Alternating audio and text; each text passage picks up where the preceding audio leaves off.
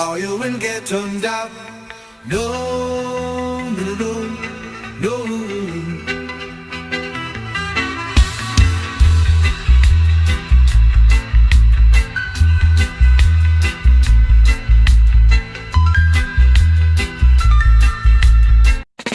Suck Sullivan, don't mess with his load, or you will get undone. Spinning round and round, bleeding on the ground. Scotty Rocker, laundry killer, no remorse in this beamer. Fabric assassin, hood cleaner, coming for your Rasta queen. Rape on the washing machine, no use to fight back. MMA, knock your nigga head like a KKK. Hush your nigga mouth if you can't walk the talk. Smoke. Me running really, really fast. Ginger eye round the back of me black ass. Chasing me like a devil, pot belly of the beast. Calling me a dickhead, there is no resist. Closing inch by inch, got me in a pinch. Modern day Scotty Rocker laundry lynch.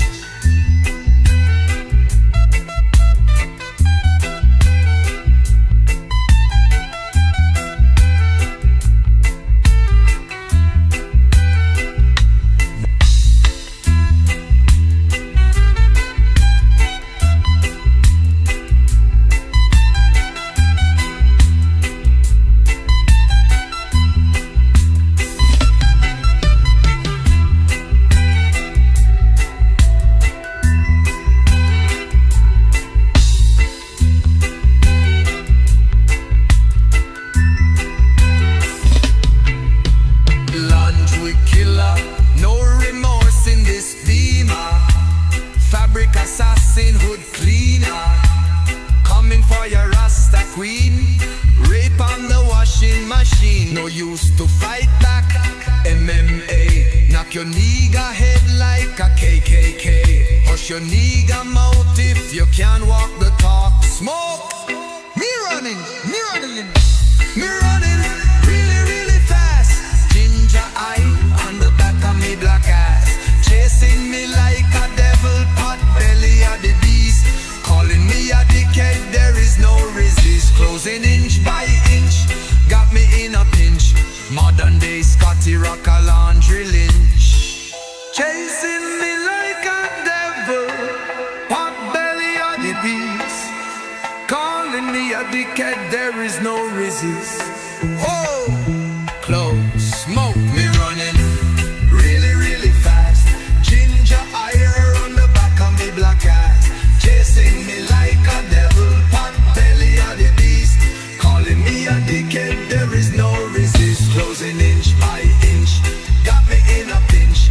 Modern day Scotty Rocker laundry lynch.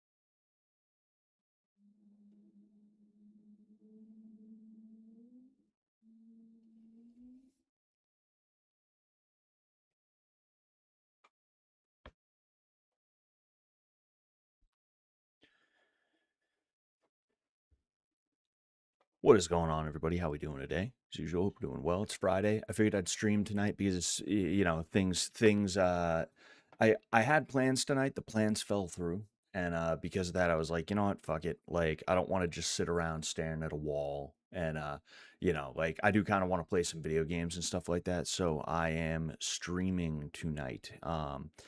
Yeah, hope everyone here is doing well. What's going on, Mashed Potato Tower, watching on twitch.tv. Like I have a bit of a schedule that I kind of stick to, and a lot of the regular chatters in my streams, they kind of know that schedule. So I don't, we'll see what happens tonight. I already never plan on having tons of people in here in the first place, but especially when I'm just like streaming randomly, when it's just a random stream, it's like, okay, all right, well, we will see what ends up happening. I feel like I have to like bend over to get close enough to the microphone. It's just I don't want the microphone to be like here, but I also don't want to have to like, oh yeah, so blah blah blah. You guys get to see the bald spot. You guys get to see the bald spot when I'm fucking talking. But yeah, give me just one moment. Ah, I'm full. I had a pizza tonight, and I ate probably a little bit more than I should. But I'm happy. I'm happy. At least I'm happy with the pizza that I had. It was a very good pizza. And yeah, just gonna hang out and chill. I wanna show you something, right? I'm continuing with the collecting, right? I'm kind of fascinated with what I guess I could call, or I'm gonna start calling off brand currency, right? Um, I actually don't know the story behind this one that I just showed you guys. I'll show it to you again. But what I figured out recently is that up until a certain point in time, the United States basically printed everyone's money. Like if you wanted a banknote to be printed, like sure, your central bank, your country's central bank would control the money supply and everything like that. But if you wanted like a specific banknote, like a physical piece of currency to be printed, you probably went through the American Banknote Company. So that's why this looks so much like a United States dollar, the way that it's kind of set up a little bit. And I'll show you the other side too. This is, I'm sure you can tell from reading it, it is an Ecuadorian 20 sucres, 20 sucres is what it is. And I just love the hell out of these things, man. They're so interesting. I've had this thing for a long time. I'm sure I'm not the only one who has it, but like I kind of appreciate minor differences in things, I've always liked seeing like, okay, this is kind of the typical, the run of the mill, and then here's like variations of it. I enjoy different variations of different things and stuff like that. Yes, dollary dues, Benjamin Young. You gonna comment LFA for me? I don't even watch all the UFC cards, Fucking I'm not that interested in LFA, you know. I'm kind of I'm kind of just more and more disgusted with combat sports recently, and it's all the same shit that I always talk about. I don't have to go deep into it, but like it's not that I don't want to be a part of it. I'm getting ready to compete again in November right now, and it's going to be a striking tournament. So, I'll try to get things on video, and we'll be able to go over them, and I can post them up on the channel. I'll have a video to post on the channel for the first time, and what's it been like 6 months at least? I'm actually losing subscribers. I touched the 6,000 subscriber mark for like a day or two, and then I immediately started losing subscribers, and now I think I'm like in the 5,960s, which it's like, oh man, dude, I touched a new milestone, 6,000. Oh, but it's not there anymore. It is what it is. I just don't have the time for this. That's why I do all the streaming, is because like it's something I can just hop on and shoot the shit with you guys for a little while. And it's not the most like well done content you've ever seen, but if you want to just hang out and fucking talk to somebody, here I am. Here I am, ladies and gentlemen. Speaking of which, I did consider starting Fallout 4 today, but I think I want something that's going to be on a regular schedule. I'm very close to going back to work full time. And when I get back to work full time, I'll try and iron out a schedule that I can stream on again. And then we will figure out what day is going to be Fallout 4 day. Somebody recommended me another game as well. Oh, yeah, Vice City, GTA Vice City. If I get through Fallout 4, because the thing about Fallout 4 is I'm not going to do like an extensive playthrough. It's going to be the main storyline, and then when we run into a side quest, when we bump into a side quest, we'll do a side quest. But I'm not gonna do what I'm doing with Fallout 3 right now, which is I'm doing like a comprehensive, like, let's do everything playthrough, like exhaust the game for content and everything like that. I'm probably not going to do that on a stream for Fallout 4. I feel like that's not very appropriate. But I could do Vice City after that if you can get Vice City on Steam. Almost said Twitch. Steam. That would be nice. Play OG XCOM. I've never played XCOM. I know it's like it's like turn-based, right? It's like a turn-based squad shooter, I believe. Am I wrong about that? I might be wrong. Either way, yeah. I mean, I don't know. Maybe I could consider that too. I don't mind squad shooters and I don't mind turn-based. Speaking of turn-based squad shooters, a really underrated game is Fallout Tactics. Since we happen to be talking about squad shooters and turn-based, and we also were talking about Fallout a second ago. What was I gonna say? Um,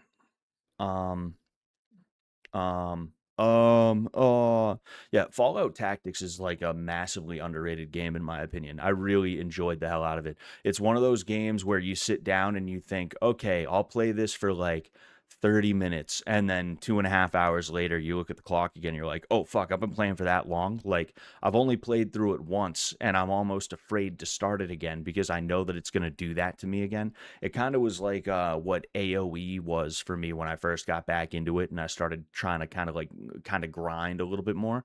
Is I would say, fuck it, I'm going to play 1 or 2 games of AoE and then 5 games later, and of course those games span anywhere between 20 and like 40 minutes, sometimes an hour if you got a really stubborn opponent or if you're being the stubborn one. Oh, excuse me.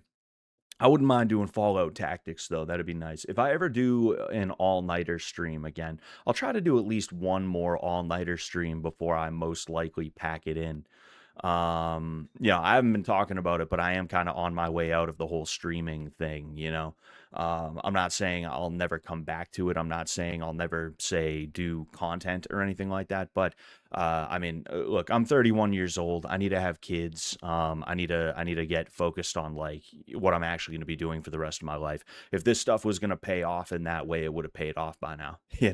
So it's like, well, all right. I'm not Mr. Richie Rich e-boy content creator. Well, all right. I guess I better get a job. Guess I better get a job, a job. But yeah, you never know. I might say fuck it. I might get like a career and then say fuck it and just sell my soul and start doing like book report content on stuff that people have already done. I just started stealing from Count Dankula and Wang and Wavy Web Surf. I just start I take like half of a video on a topic from Wavy Web Surf, and I stick it together with a like the other half of like Wang's video on the same topic, and I just plagiarize, I just plagiarize and I fuck around with the algorithm. I think that'd be a good idea. That'd be a good idea. Um, that's something that's been frustrating for me is like people who try to give me advice as though I don't know what I'm doing. It's like, no, I know what I'm doing, and what I'm doing is not actually going to help me to have any kind of career making content on the internet. I'm well aware of that. I'm fucking up in the game. I'm not doing it the right way. If I was doing it the right way, truthfully, I would have pivoted very early on with the martial arts content where when I realized I wasn't going to be able to do the kind of content I originally wanted to, I would have said, fuck it, we're going to rename the channel Scott Sullivan Storytime or Scott Sullivan Internet Oddities. Um, uh, Scott Wangevin, Web Surf, Turkey Buckingham. you know well, like those dudes do the kind of content they do because there's a market for it, and it's easier to like get online, meaning like it's easier to make it with that kind of content. I'm not saying it's easy to make that content, like you see people like Brandon having to go to the hood and get shot at and stuff like that. But like they have a formula that they utilize. And I'm not hating on them. I actually really like all those guys. I've talked to each of them either extensively or briefly, and they're all like really cool dudes. I'm just saying that like I know what I'm doing with this content creation thing, and I know that I'm not doing a good job with it. You know, that's by design because I just don't give a shit. Breaking: Scott Sullivan has left streaming. Entire cuts to Logan Paul, Critical, and Mr. Beast all talking about it. I know it's gonna be a crazy day. It's gonna be a crazy day. You're only 31, oy vey. Yeah, I know. Only 31. I look 25, don't I? Man. DSP has 205 parts of his Fallout 4 playthrough when it came out. Damn, that is insane. You're talking about Dark Side Phil, right? That is a bonkers. That is bonkers, you know. But I mean, that's the thing is like when it first came out, what's it been 11 years just about? When it first came out 11 years ago, it's like, okay, well, I mean, nobody's seen any of this content before, so we might as well exhaust as much of it as possible. But when it comes to 11 years later, and it's the ginger, the washed up ginger guy. It's like, nah, I don't think I need to be doing an exhaustive playthrough. I don't think I need to be doing like a let's play type deal. I think we can just have a good time fucking around. And like part of the reason it's going to be Fallout 4 instead of like Fallout 1 or like Fallout 3. I could have done a playthrough of Fallout 3 when I first started, but I was like, nah, I'll do Fallout 4 because I can at least tell you guys about Boston. I can show you guys around. I can be like, oh, here's what they got right, here's what they got wrong. Oh, hey, here's the significance of this thing. That's probably why they put this in the game and everything like that, you know? I know what I'm doing. I know what I'm doing. Okay? I got it. I got it. Man. But yeah, it is what it is. I'm sick of Fallout. Yeah, yeah, you know, I get it. Like Fallout has definitely become saturated, and I am nervous for what's going to happen with it in the future. As soon as I figured out they're going to have a TV show, I was like, oh boy, this is not going to be good. I haven't watched the second season. I think I watched half of one episode, and that's all I could stomach. And I was just like, whatever, I'm gonna do something else, you know. But yeah, it has become overly saturated. That is definitely true. I could see why somebody might be a little bit sick of it and not want to engage with it a ton. But those are classic games from my childhood that still hold up decently okay today in a couple of different ways. And because of that, I'm like, hey, fuck it, let's go for it, you know? Oh man. I was talking about something else, or I was going to talk about something else. Maybe there was another point I was gonna make about the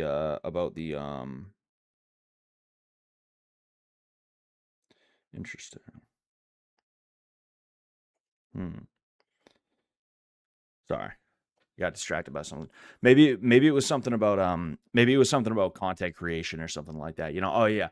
Like it's not that I don't want to do videos anymore. I would love to do videos. I just don't have the time or the energy, and that's my big problem. And I've given you guys this spiel a million times. You know what it is by now. But like I did a video about the Scots Irish, or at least I did the narration for a video about the Scots Irish, and I'm thinking about approaching somebody who might be willing to build me the visual side of that video from the ground up, because that's part of the issue is that the people that I was paying before, I would have to like take my time trying to like get stuff off Envato Elements or ripping video from someplace, and it's really annoying. You use like 5 seconds of someone's video and they want money for it. It's like, dude, you don't deserve money for your fucking video. You put it on YouTube, man. You put it on fucking YouTube. Like it's transformative. It's transformative. I'm giving some form of commentary over it that pertains to the video. Like, why do you think you deserve money for that, man? Go fuck yourself. Eat shit, asshole. It's happened a couple of times, and the best thing, this happened to me recently. The best thing is when somebody gets uppity about a video that's not even theirs. That's what happened. I made a tweet. I think it was like Wednesday or something like that, and I actually was talking about some of the Lindsay Clancy stuff and the women who like throw ice cubes against the wall, and I made a point saying that most of the mothers who are like Lindsay Clancy don't take it to the extreme that she did. They just leave emotional and other scars on their child that last into adulthood. And if you see a fucked up young man, or if you go to school and there's this like weird fucking kid and he's a boy, that's probably what it is. He was probably abused by his mother, is what happened.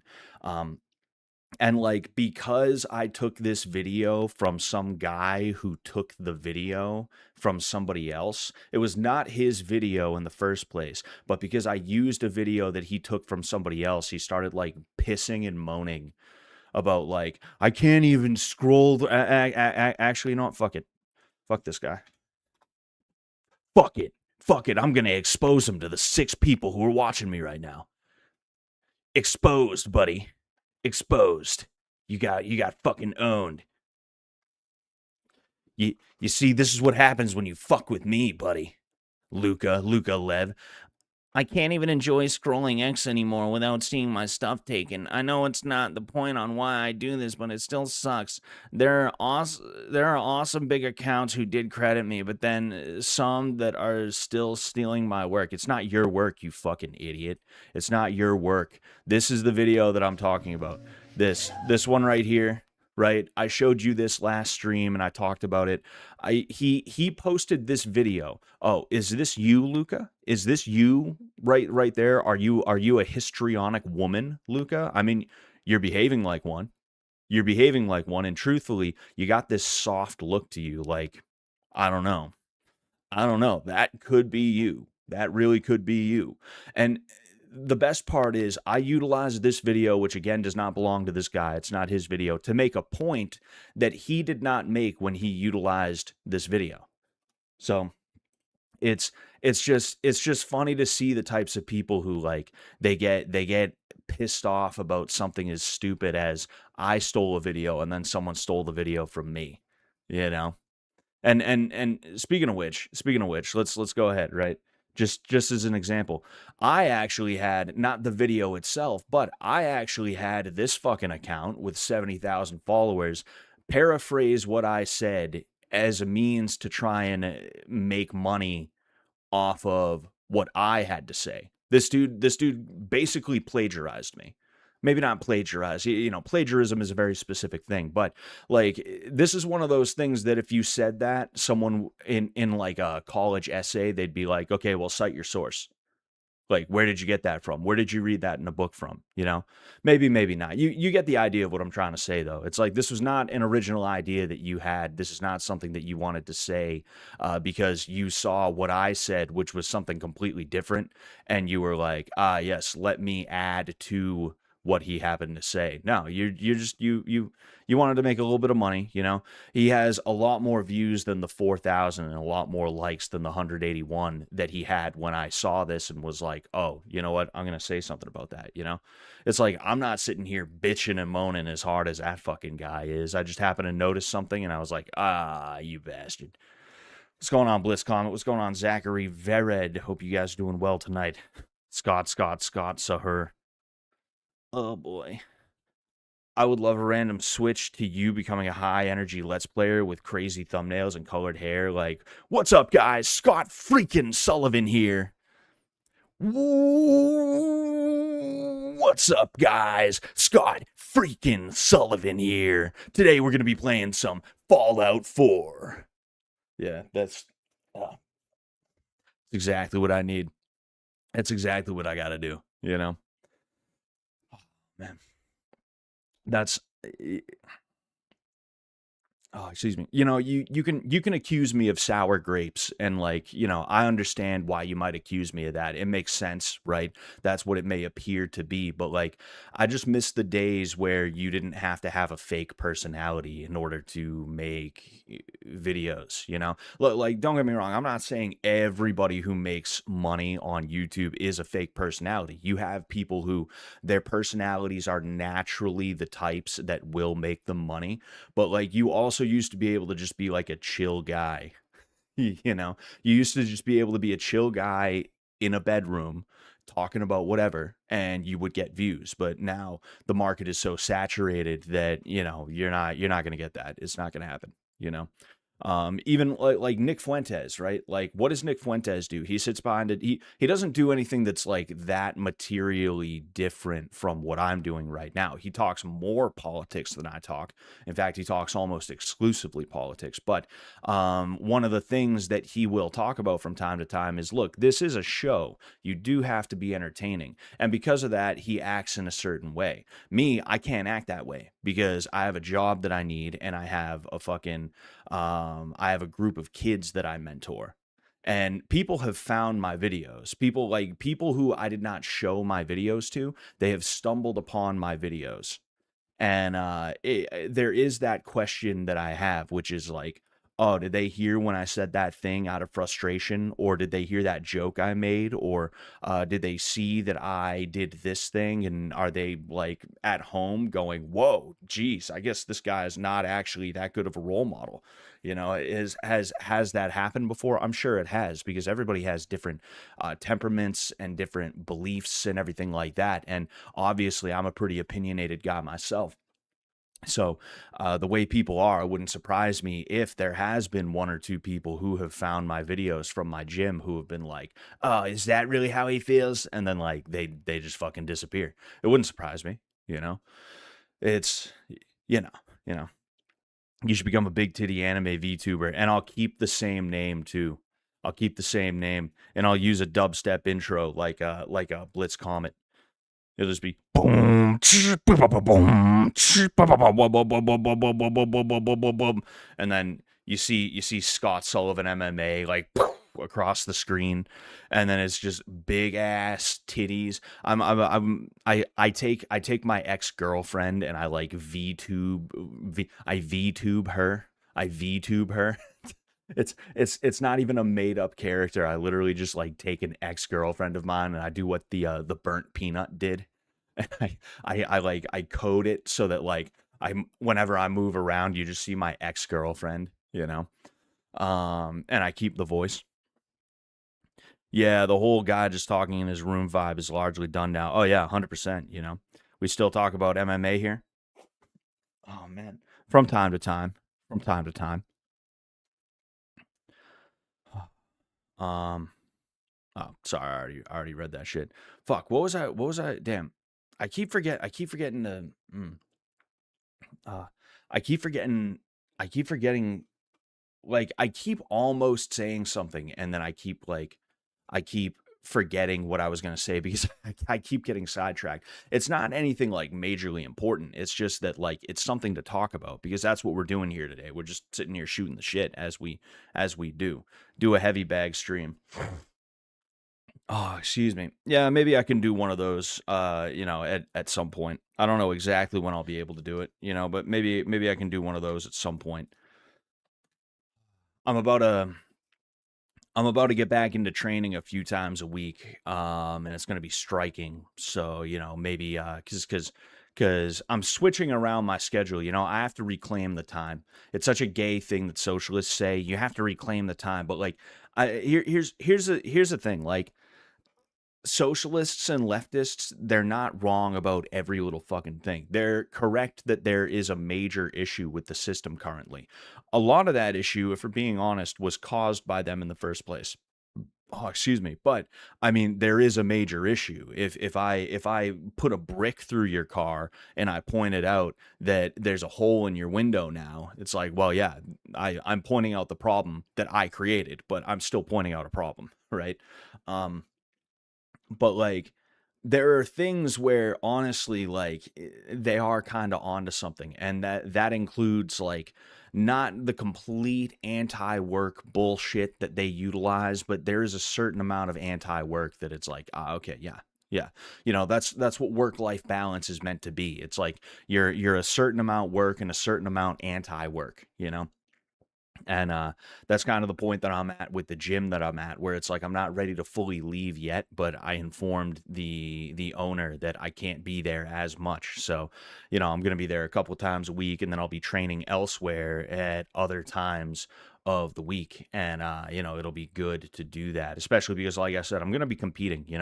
I I hate to say it, but I learned the lesson way too many times. Usually you learn a lesson one time and you're good. But me, I had to learn the lesson like two or three separate times, where like I was not ready to go into a fight, but I went in anyway, and because of that, I didn't get the outcome that I desired. Or in say like um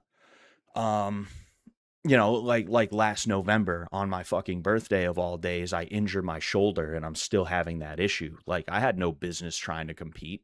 It wasn't even that the guy was like better than me or anything like that. I know I could have beat that guy. He wasn't anything like super special. It's just that he ended up throwing me in an armbar and he didn't even crank the armbar. I could have escaped it, but this was just not having it. It just fucking gave out upon full extension. And the rest is history. I got to be prepared is what I'm talking about, and I'm gonna go into this November prepared for real is what I'm gonna make sure I do. I had a two felonies dropped to a misdemeanor. I wonder if a parent will ever bring it up to me. What felonies, if you don't mind me asking, sad boy ghost? I am curious about that, If you're lucky and you get arrested, you won't end up in the papers. I've noticed that certain groups of people, or not certain groups of people necessarily, although, in some cases, yes, but I've noticed certain arrests get reported and other arrests don't, whether it's in the local news or the national news. Like, for instance, the Lindsay Clancy thing, that's a national headline now. That is like a huge deal. You cannot escape it. But I had no clue that went down in 2023 when it did. She's from Duxbury, Massachusetts. That's like about 45 minutes away from me. When we would go to the sectional tournament in wrestling when I was in high school, Duxbury would be there. Like the Duxbury wrestling team went to the same sectional tournament that my team went to. Excuse me. It's a nice town. It's an affluent town. It's a beach town. I just out of curiosity, I went to Zillow. The cheapest house that they have for sale right now is a 2-bedroom, 1-bathroom condo for $475,000. If you go any lower than $475,000, there will be nothing for sale in the town of Duxbury, you know, which should give you a little bit more that should give you a little bit more context, or not background, I guess you could say. It should put a couple of things into perspective when it comes to the Lindsay Clancy thing. This was not like a white trash woman who was like, that's it. I'm done with this. I'm tired. I want to go back to smoking cigarettes inside and drinking and driving. Like, it wasn't that. It was literally like the exact kind of affluent white woman who has probably never struggled in her life, who all of a sudden she has some children and she's like, oh my God, I'm not the center of the universe anymore. I actually have to like try and do the right thing. I can't just do whatever I want all the time. Oh shit, that's it. Where's the exercise bands? Kids, go into the basement with me. Fucking crazy. Crazy. But yeah, like I didn't know that happened because it stayed out of the news. That's something that like you would think that would be front page news, but no, it didn't. Nobody knew what was going on. I knew about it a little bit before some people did, because as the trial started, that's when the news started to break what happened.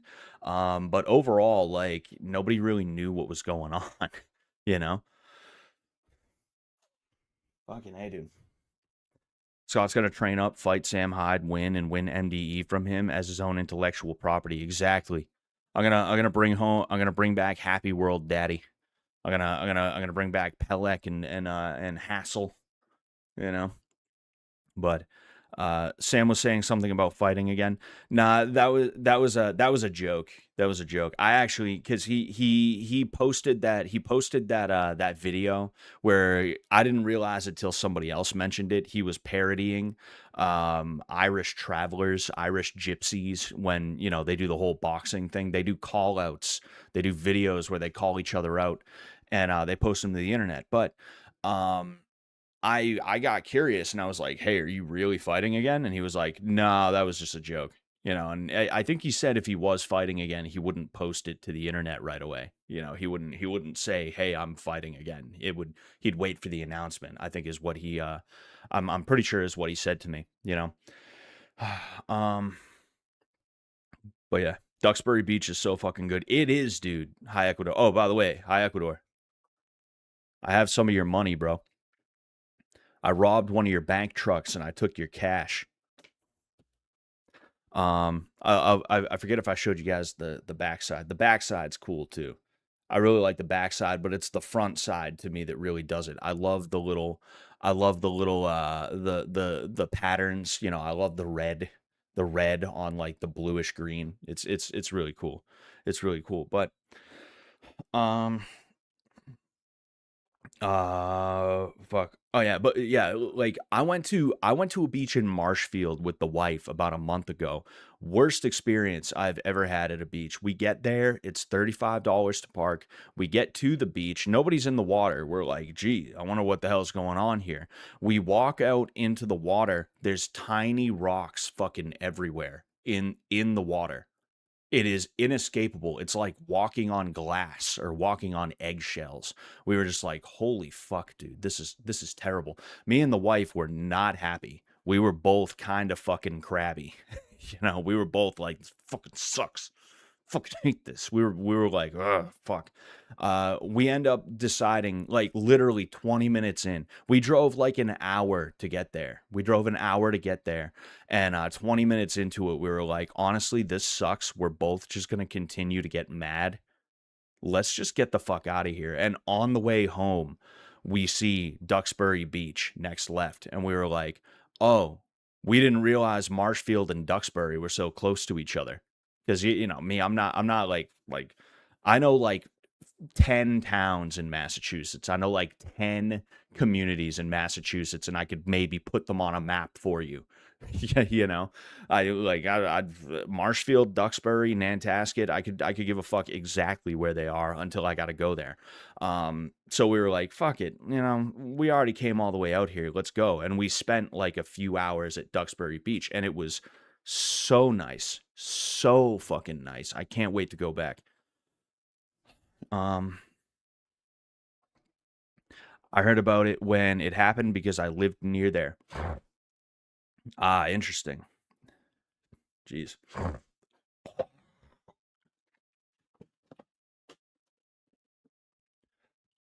Sorry about that. Anyway, yeah, you see, I didn't hear about it. I don't live that far away, but like that's something that you would have expected to be like statewide news. That's something you would have expected to have like, "Oh, hey, that happened about an hour away from me." That's a pretty big deal. It's like there was that kid, I think he went to Danvers High. Danvers. I've one of the few Massachusetts towns I actually don't know how to say. I think it is Danvers, but there was like a high school student who killed his teacher apparently, and that was like another national headline. We heard about that before it hit the national headlines. That was like a big statewide story before it became national, you know? And that's one of those things that true crime YouTubers will talk about, you know, which going back to the whole YouTube thing, if I wanted to make money on YouTube, I'd probably do true crime, you know, and I'd talk about all the same shit that's already been talked about before I have to start talking about new stuff. I'd talk about Hotel Cecil or Cecil Hotel, however you say that shit, with the Asian chick who like went off the deep end and threw herself in the water tower, you know. I'd talk about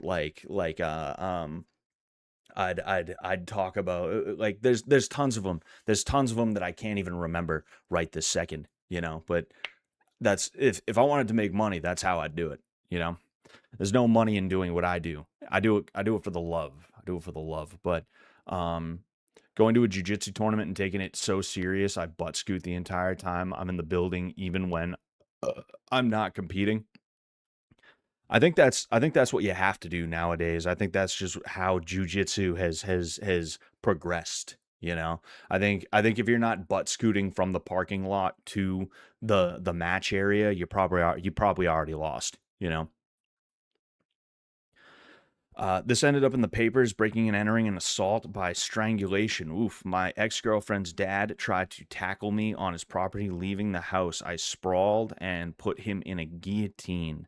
I had to turn myself into jail. Luckily, my stepdad knew a very good lawyer, and I was able to get out before the trail. You meant trial, of course, but damn, that's crazy. And you know what? Like you know that's got to be the worst thing about our legal system nowadays is that like you'll have a situation like that and you'll get slapped with bullshit like that. You'll get slapped with like dumb fucking like, oh, you got attacked and you threw a guy into a rear naked choke or a guillotine or whatever. That's it. You're going to jail because the cops exist in a gray zone, right? The police exist in a gray zone where they simultaneously are and want to be the arbiters who decide who goes to jail and who does not, but they also don't want to put in the effort to do a good job at it. So when you talk to a cop, a lot of the time they give you this attitude of like, yeah, yeah, yeah, yeah, whatever, dude. Look, you're bothering me, man. You're bothering me, dude. You're being that guy right now. Yeah, dude, I don't care about that. I don't care about that. What's the easiest way to put this situation to bed? Like that's the attitude they have, but also they want to sit here and be like, oh, well, actually, the law gives me the ability to interpret the law on the fly, which is actually how the law works. Like the cops get to interpret the law on the fly is like that's been proven constitutional, or there's some kind of statute that like protects a cop's ability to just make shit up as they go. Um but they want to be the best of both worlds. So you leave the house and some guy attacks you and you're like, whoa, I better protect myself so I don't get hurt. And now a cop's sitting here like, what, a guillotine? I saw that on the UFC, dude. That's what you did to him? Oh man, fucking nah, you're a danger to society, bro. You're going in, you're going to jail. That's it, you know. You went to Marshfield. That's like the worst beach in the state. Yeah. Look, I grew up going to Nantasket, which is it the best beach in the state? No, but it is a good beach. I do really enjoy Nantasket. Um, but like no, I've been to Nantasket mostly throughout my life. That was the main beach I went to. And then I went to Duxbury once when I was a kid. But I forgot that I even went to Duxbury specifically. I wasn't sure if it was Duxbury or Horseneck that I went to when I was a kid, but when I went to Duxbury this past month, that I realized like, oh no, it was Duxbury that I went to as a child. All of this is very familiar to me, you know? But yeah, like $35 at Marshfield Beach. I'm not even gonna lie to you guys. I acted ignorant. Like I paid the 35, I went, I parked. Obviously, I'm not gonna demand my money back, right? I probably should have. I probably should have pulled up and been like, "Hey, so I decided I don't want to go anymore. I was only here for like 20 minutes. Could you get me? I want my money back. I want my money back. This was not worth the $35. Give me my money back." Like that's probably what I should have did. That's probably what I should have did. But um instead what I did, there was like a 5 mile per hour like speed limit. I ended up going like 20 on my way out. I've nobody was in danger. It was like, I pull out of the parking space. We were really close to the entrance. There was absolutely positively nobody there. The coast was clear, so I just kind of right through. The lady that took my money was like, "What?" Like that. It felt good. It felt good. Felt all right. Felt like I got my money's worth. It was big news because Duxburyans are always seen as snotty assholes, but that's more like Cohasset, to be honest. They're too rich to be snooty. Yeah, yeah. I've never been to Cohasset Beach, but I've been to Cohasset. It's a nice place. It's a nice place. It's always funny when you see somebody from those towns that are like fucked up, and it's like, yo, why are you fucked up? Why, why are you pretending like you're from the gutter? The place I grew up is worse than the place you grew up. I'm not acting like a wigger. What's the fuck is your problem? Like that's the girl that I thought I was going to marry. I dated her for 5 years, right? I almost told you her name. I don't need to tell you her name or anything like that. But after she and I broke up, and I mean like right after, she started dating this dude from Hanover. Hanover's a nice town. It's not like it's not Duxbury or Cohasset, but it's a nice town. There's there's no reason for anybody to act like they're from the gutter if they're from Hanover.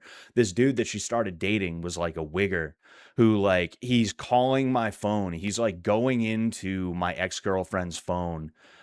Who, by the way, my ex-girlfriend was dating this guy and was still trying to holla at me. You see, here I am talking like fucking wigger new boyfriend, but she was still trying to like slide back in with me while she was dating this guy, right? And I wasn't having it.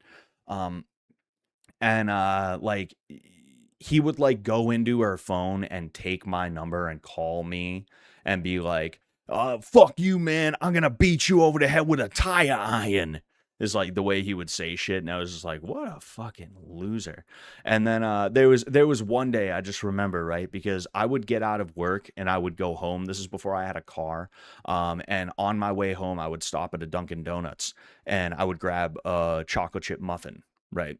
And every time I would go into that Dunks, she was usually working. She just happened to work at that Dunks. And I have gone to another Dunks? Yeah, but it would have been way out of the way of like my walk home. And by this time, I at least trusted her to like do her job without doing something fucked up. She started fucking with my order in small ways where she was like, she would give me the wrong thing on purpose and stuff like that. So because this is a girl who has a baby by this time with the wigger guy that she ended up dating after me, I'm like, okay, let's see if I can handle this without having to go to a manager who will like potentially fire her for this because I don't want to interfere with her ability to feed her daughter. I hit her up on Facebook and I'm like, yo, I don't want any trouble with you. I need you to stop doing what you're doing because this is like annoying. And she tells the boyfriend, and the boyfriend hits me up like, hey, yo, what's the deal? Why you talking to Shorty? I was just like, holy fucking shit, kid. Holy shit, kid. You know. And gee, what a surprise. This guy is no longer in his daughter's life. And that also means, my ex's life. So, hey, congratulations. You really married up there. You really married up. What's going on? Yeah, buddy. Hope you're doing well tonight. Hanover's the hood, kid. Hanover spawned so many wiggers in the early aughts. It was like they had some sort of spawning pool. Yeah, that's got to be it. Hanover's a nice town. I don't like. There's no way Hanover's bad. Shit. There's. I grew up in Brockton. You're not gonna tell me Hanover was bad. I'm sorry to say. Uh, this is in the South where it is easier to prove my innocence shooting someone in self-defense. Ah, yes, that makes sense. That makes sense. Cops in the US were formed to crush worker uprisings. That's all they're meant for, just to hassle the proles. Yeah.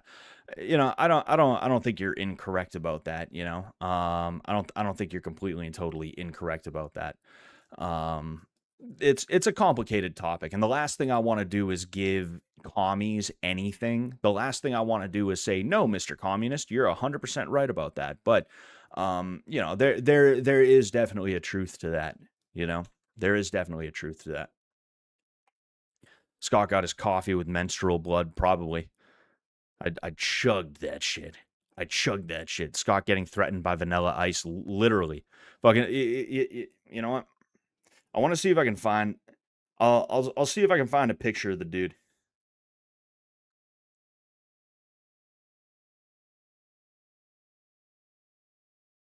Wow.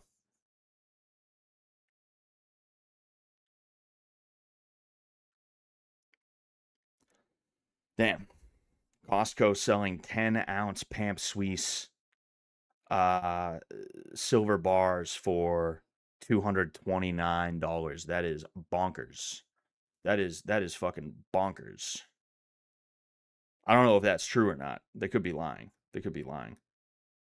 If I can find the dude, I'll say fuck it and I'll show him to you. But I don't want to. Mm,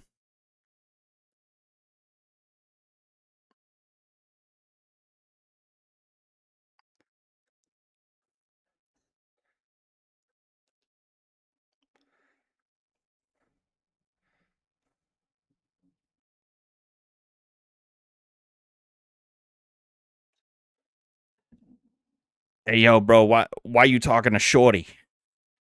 That's the type of dude that I was talking about, you know. Like the type of dude to post a picture of himself with a blunt in his mouth wearing a New York Yankees hat in Boston, mind you, you know. Because that's the thing about Boston dudes that want to pretend like they're hood from Boston is like they don't, cuz New York is considered to be like the ghetto hub of the Northeast. So you have dudes from Boston who they can't even be like, "Yeah, bro, this is fucking Boston kid." They gotta try and do everything like the Aki way. They gotta try and be Mr. New York and shit like that. You know, it's like holy fucking hell. Brockton was hood as fuck. Yeah, it was. It's fucking ridiculous. Scott, which famous Bostonians have you seen around town like any time in your life? Nobody really. There was a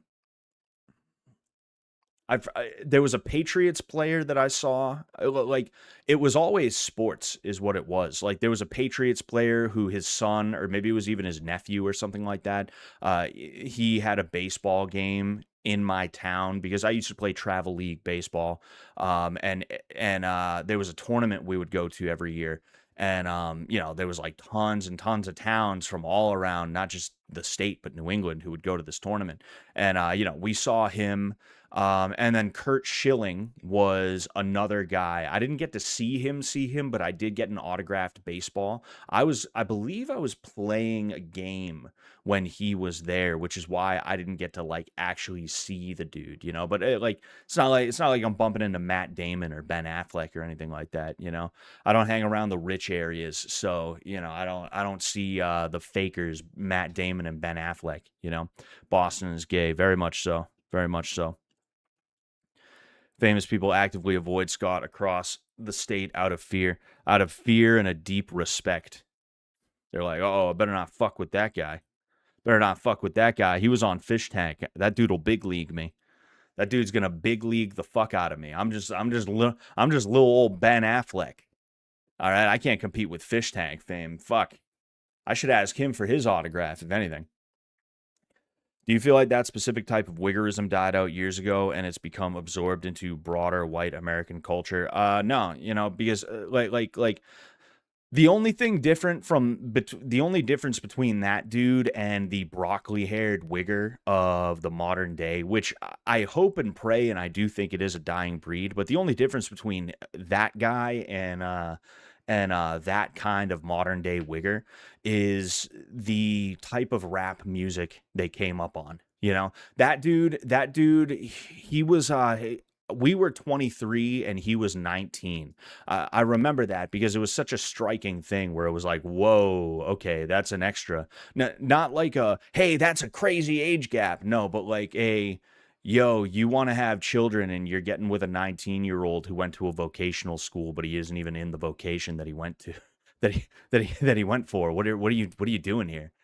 This kid doesn't have a job. You're having a baby by him. He can't fucking support himself, let alone himself, you, and a child. What are you doing here? What is wrong with you? Um, what was I gonna say? But yeah, like he was old enough as to where he probably still thinks that Tupac and Biggie were like rap gods. He probably listened to Eminem back when Eminem was not washed, and he was like, "Whoa, dude, this guy's so crazy. I want to be just like him when I grow up." Haha. The door hinge that's orange. A the purple nurple. A like th- that's like that's what that kid, the dude that I just showed you, right? That's what he is versus the modern day dude who like they came up probably listening to like Gucci Gang. They came up listening to probably like just SoundCloud rapper dudes, you know?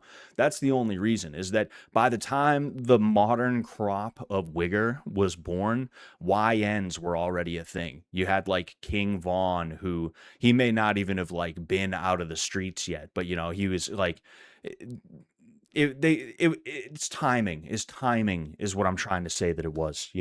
There's really no difference between like that wigger and the other type of wigger. Really early aughts wiggers came up on rap rock. That's another thing too. They loved Limp Bizkit. Oh, excuse me. Hells yeah, Scott put on a beat. You're not bad. Yeah.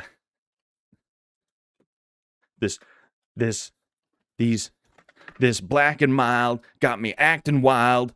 I go to grab the door hinge that's orange. Building, building a Boston Dynamics robot that's based on Scott. That's based. Hell yeah. I feel like every Gen Alpha kid now talks black and loves rap. Well, I mean, not really. I mean, hip hop has not made the top 10. It's like people said it has not hit the top 40. It has. Like Drake has hit the top 40. I know that. There's been a couple of people who have been in the top 40, but the top 10 has been untouched by rap for like the better part of a year, if not just straight up a whole year. It's been untouched by rap. Even like the big news on Twitter was that Alice in Chains' "Man in the Box" got a it hit like the top 40 again. This is a song that is what, 30 years old, and it's being played that much that it's hitting the top 40. That is like crazy. And honestly, like people have been saying it all over Twitter. Alice in Chains is definitely the best grunge band, if you even want to call it grunge. My big music snob opinion is that grunge is not really real in the way that we think of it. It's just an umbrella that encompasses a bunch of different bands that were doing different things at the time that just happened to come from Seattle during what was a commercial campaign or just a push for that region in the music scene, because when you see Kurt Cobain, he says he wanted to be a punk rocker. And then when you listen to Nirvana, you get punk rock sort of vibes from them, right? Versus Alice in Chains, where they were more heavy metal, if anything. Then you get like Pearl Jam, which like I don't know exactly what you would even call them, but they're not anything like Nirvana or Alice in Chains. And then Soundgarden, another great example. Pearl Jam was not Seattle, although Eddie Vedder and Chris Cornell collabed for Temple of the Dog, which is really fun project that they did. Whenever there's like a weird aspect to a band, I kind of become interested in it a little bit. Like I like seeing two singers sometimes, not like lead singer, guitarist. I mean, like literally just two singers, kind of like with Mushroom Head, where you had Jeffrey Nothing and J-Man, and then Jeffrey Nothing and Waylon, right? Temple of the Dog had the same thing going on, where it was Eddie Vedder and Chris Cornell. They didn't play instruments; they just shared vocal duties, like in and of themselves. And I like that type of stuff. Nice. It's nice. Grunge is a geolocation, not a genre. Yeah, that's a good way to put it, Cavalong. What's going on? Charles Andella, 4571. Hello, sir. How are you? First time listener, long time listener, first time commenter. Is that what this is, Mr. Charles? I'm a huge Alice fan. I think Lane was what Kurt wished he was. I think so too, I liked Lane Staley because for one thing, you do like it's I don't know of anybody who can really beat Lane when it came to the vocals. Like there's been some really good metal singers over the years. I think Serge Tankian's another one of them. The way him and Darren Malakian play off each other in especially the later System of a Down albums were like fantastic. But when it comes to like you feel Lane Staley's vocals. You really like they hit you. You know, and I think that's a really cool thing. And also, he wasn't like a fucking annoying asshole. He seemed like he was a fun guy to be around. He didn't take himself or like life too serious. You always see him goofing around. It would have been mad cool to be able to meet him. It would have been so awesome to be able to do that. But unfortunately the guy died. What's it been? 20, 24, 25 years ago. That's, yeesh. That sucks, but hey, it is what it is. Um, I do subscribe to the theory that Kurt Cobain was probably murdered and not, he was suicided, if you want to say that. That's kind of the theory that I subscribe to when it comes to Kurt Cobain. But overall, like, if you lined up all the grunge singers, the Scott Weilands, the Eddie Vedders, Chris Cornell, Lane Staley, even the fucking dude from Mudhoney, I don't even know his name. Like if you lined up all those people and you were like, which one of these people do you think is likely to put a shotgun in their mouth? I'd be like, yeah, the guy from Nirvana. Yeah, I'd say the guy from Nirvana. I've seen the music he makes and just, some of the stuff that he says sometimes. Yeah, yeah, I think so. I think it'd be him. You know, Mushroom Head, Mushroom Head Pog. Mushroom Head Pog. I don't even know what you mean by that. Some guy has nasty staph on his back fighting an LFA right now. Oof. Ouch. Yeesh. Hope he doesn't spread that shit. Courtney killed Kurt. Yeah, it wouldn't surprise me. Melvins were the best grunge band. I never listened to Melvins. Maybe I should give them a try, Did you ever see the Soaked in Bleach documentary? Really good evidence of murder. I don't know if I did. I did watch a documentary years ago. Is it the one where they have the private investigator kind of telling the story of how he was investigating the death of Kurt? Because like people smelled something fishy about it. Is that what it is? Because I do remember years ago watching something that kind of helped me to change my mind, as if it matters what I think about the subject. But it's fun. It's fun to look into stuff like that, Yeah, Courtney Love is sketchy as fuck. Yes, yes, indeed, she is. Yes, indeed, she is, I do enjoy weird team ups like that. A left field one was Kid Lowry, I think his name is, and Ozzy Osbourne. I've never heard of Kid Lowry, but if you want a good example of a grunge team up, I don't know if you know about this catalog, but there's a song called Right Turn. It's on an Alice in Chains album. I'm pretty sure it was their self-titled album, but I could be wrong about which album it was on. But Right Turn by Alice in Chains, it features, the guys from Alice in Chains, but it also has um, um, the dude from Mudhoney. I never remember his name. I never remember his name. I almost said Eddie Vedder, but no, not Eddie Vedder. It was the dude from Mudhoney. And then it also has Chris Cornell on it, So that's a really, really good crossover, and it is a really good it's a vocal driven song. It's not overly engineered or anything like that from the instrumental side. In fact, it's basically just a guitar, and then the song is mainly them singing over the guitar. It is a very good song. Very good song. Scott, do you like hardcore? Are there any local bands that you liked most? The thing is, it's not that I dislike hardcore. It's just I never really got into it. I was kind of a nonconformist as a kid for a couple of different reasons. Mainly because I was just like kind of fucked up, and I didn't want to give things a chance if I saw the wrong people in my head doing it, right? So I was kind of like, this must be fucking gay if this guy likes it. This must fucking suck, dude. This must fucking suck if that guy likes it. But yeah, like hardcore is kind of a big deal in Massachusetts, in that like up until like the late 2000s and even into the early 2010s, it was like, I guess the dominant form of homegrown music. Like we have rappers here, but they don't really make it big. I think our most famous rapper would be Joyner Lucas, and he's a Worcester guy. But like, you had Blood for Blood, is probably one of the more well-known hardcore bands from Massachusetts. They were an FSU band. Um, there was a Slapshot as well. I believe they were not only straight edge, but I think they might have been skinheads. And there's been a few more around, I'm sure, but yeah, I was never really that big into hardcore. And oh yeah, Vanna is one that was around.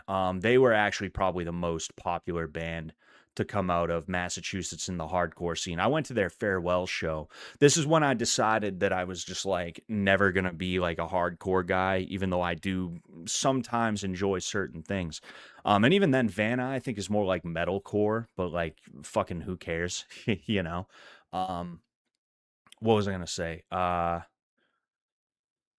Yeah, it was, I didn't have a bad time at the Vanna farewell concert. There was a Kublai Khan played, and why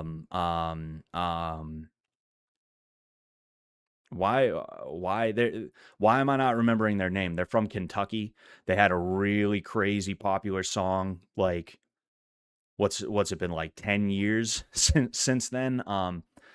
Billy No Mates, Counting Worms, oh, Knocked Loose, Knocked Loose played as well. It wasn't a bad time, but it's just like, it's not my scene, it's not my people, I don't want to be hanging around like burnouts, and that's kind of what you get at a lot of hardcore shows is burnouts, no offense to anybody who enjoys hardcore or goes to shows or anything like that, but it is kind of, and the thing is, it's not like burnouts. It's not like dudes like me who like I was mistreated by the system in a real way. It's like a bunch of people who they came from rich areas or they had rich parents and they're like, dude, society's fucked, man. Society's fucked. I'm gonna wear a battle jacket, dude.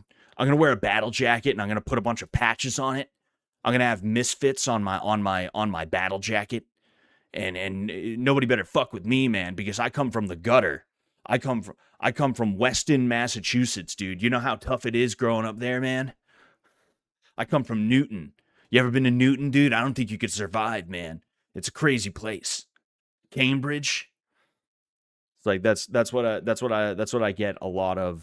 That's what you see from a lot of hardcore guys, if you will. Prefer thrash or grunge. Yeah. I'm definitely more of a grunge guy myself. Scott not knowing G Freddo. G Freddo does sound familiar, but I actually don't know what the fuck it is. Their currency is called sugars. Apparently. Sucres. Hey, I'll take it. I'm from Cohasset, man. Yeah. Dude, don't ever come around Cohasset. We'll fucking boot party you, bro. We'll fucking boot party you, man. You come to Cohasset, dude, you're not leaving. It's like, get the fuck out of here. You know how many people I know who are dead because of drugs or in jail because they robbed or stabbed somebody? You fucking idiot. Get out of my face. Oh, little rich kid wants to pretend he's had it rough. Oh, ho, ho. It's like, fucking, hey. Most of the guys who drive forklifts and work at warehouse making $40K a year. What are you talking about specifically with that catalog? Scott is hardcore, of course. G Freddo is a rapper from Dorchester who ran a giant East Coast crime ring. Ah, okay. Maybe I've heard about him in a true crime documentary or something like that on YouTube. There's another guy. His name was a Guru from Gangstar. The thing is, like, I'm tired of people pretending Gangstar was good. They had like one good song and it was Above the Clouds. Every other Gangstar song that I've ever heard, I was like, whoa, this is terrible. This is the worst thing I've ever heard. Get it out of my ears now.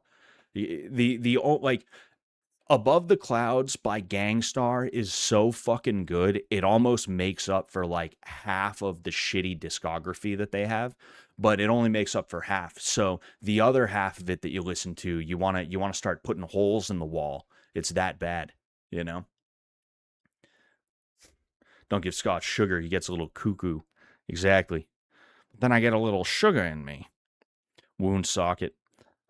Oh, excuse me. Yeah. Even Wound Socket's a place where it's like, like bad shit happens in Wound Socket every now and again. Fucking. Was talking about dudes at hardcore concerts that wear battle jackets that aren't total burnouts. Ah, I see. Okay. Yeah. Gangstar has some great songs. Like what, Blitz Comet? Because I tried to give like because Guru, right? Gangstar is Guru and Premier. Guru is the vocalist. He's the MC. Premier is the DJ, and Premier is like a legendary DJ in the New York scene. So like since Guru or Premier is a legendary DJ in the New York scene. I forget if I said Guru or Premier was the DJ, who was legendary, but it is Premier. Guru, on the other hand, he's from Dorchester. He came from Dorchester and he went out to New York because, like I said, Boston's not a place where rappers do very well. It's just not a place that, like, you got to go somewhere else. You got to go to Atlanta. You got to go to New York, right? And because of that, a lot of these Boston rappers just basically become New York guys. And the same thing with the Wiggers is like they just, particularly the pre-YN ones. Oh, excuse me. The pre-YN Wiggers, they are like, they want to pretend like they're from Jamaica, Queens. They want to pretend like they're from the Bronx or something like that. It's crazy. Full Clip and Mass Appeal are good. I'll have to look those up then. In that case, it's unfortunate we're on YouTube right now. If we were just on Kick, we could look these things up, but I don't want to get popped for some stupid shit. I don't want to get popped for some stupid ass shit, man. It's stupid ass. Scott knows all about making it in the rap game. It was his dream before he started on the MMA quest. Exactly. They said I was too good, is what it was. They said I was too good. My rhymes were too tight, yo. And because of that, they were like, "No, we can't sign you." And then this guy named Marshall Mathers started rapping, and all of a sudden, I noticed some of my stuff in his songs, and one thing led to another, and you know, hey, life gives you lemons. Life gives you lemons. Excuse me, jeez.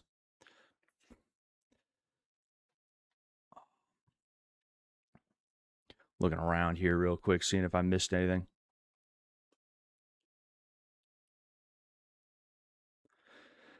Think Kurt understood his character too much to actually off himself, but overtly the character he portrayed made suicide easy to believe, making it making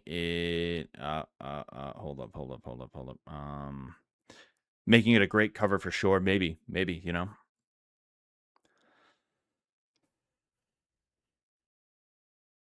Oh yeah, Kurt Cobain's daughter had a child with Tony Hawk's son. That is a little funny.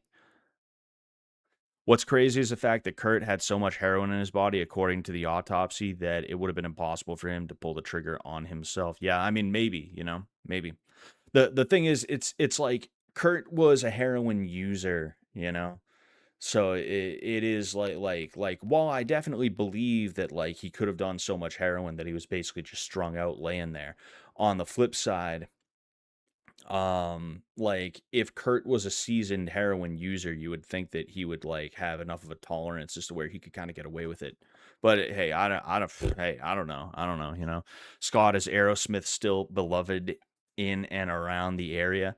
Like I've never heard anybody who doesn't like Aerosmith, but I mean, it's not like anybody's like, "Whoa, Aerosmith, dude, Aerosmith's coming to town. We got to go fucking watch." Like you mentioning Aerosmith is the first time I've thought about them in years, and they are in my workout playlist. Not my workout playlist proper, but my gym songs playlist because they make songs that are kind of sort of safe for work a lot of the time.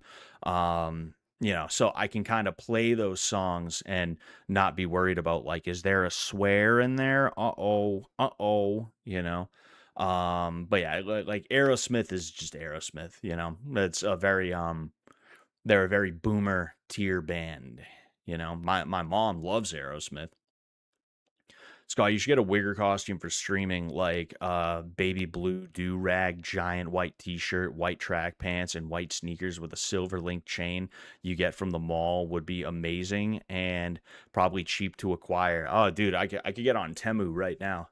I could get on Temu right now and fucking and do that up if I wanted to. Maybe that's what I'll be for Halloween. Maybe I'll do the Halloween stream and I'll be a Wigger for Halloween. Aerosmith lives in Marshfield. They all settled down there. Guess they like the rocks and the ocean. Fucking apparently, I guess. I don't know. That's news to me that they all settled down there. It's funny they all settled in the same town. Marshfield is a really nice town. I wouldn't mind living in Marshfield. There's a couple of guys who made it big in the reggae and the roots scene and stuff like that, or really, I guess just really reggae. You have Stick Figure, he's from Marshfield, and then you have the Elevators, which is a really good band. They are both from Marshfield. At least I know Stick Figure's from Marshfield. I don't know if the Elevators are from Marshfield. And I feel like there's one more band in that scene that is from Marshfield, if not just that area, you know. It's they're good though. I like them. You know, I like Stick Figure. They're a good band.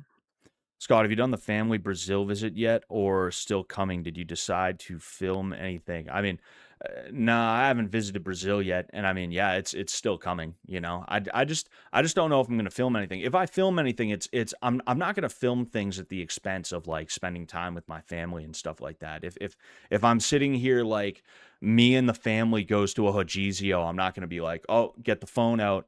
Hey, we're at the Hojizio today. Haha. Whoa, this is a thing in Brazilian culture. It's like a buffet.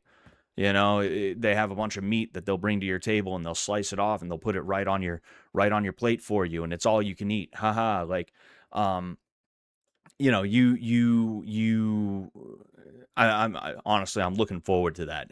I'm really looking forward to that. But yeah, there's I just don't think logistically it's going to work out because if like Brandon Buckingham, right? He's the one guy that I was around that does like travel type content, if you want to call it that. It's more than just travel content, but he goes to different places and he has equipment with like he doesn't go places just to hang out and then like, oh yeah, let's film.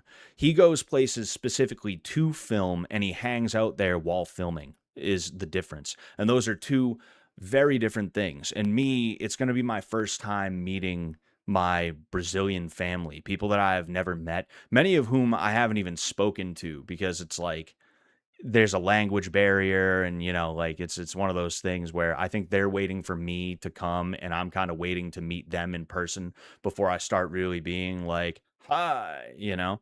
Um so I'm not going to show up and be like, hey, Uncle Stanislaw, nice to meet you. Haha. It's so hey, Uncle Stanislaw, it's so nice to meet you. Oh, dude, hey, sorry, I got to do something for my YouTube channel. Like that'd be gauche. That would be a very gauche thing to do, you know? Oh, I got an email. Every time I get an email now, I'm like, "Oh, did I make a sale? Did I make a fucking sale?" And every time I didn't make a sale, every time it's junk mail, I'm just like, "Fuck. Shit, damn it." You know?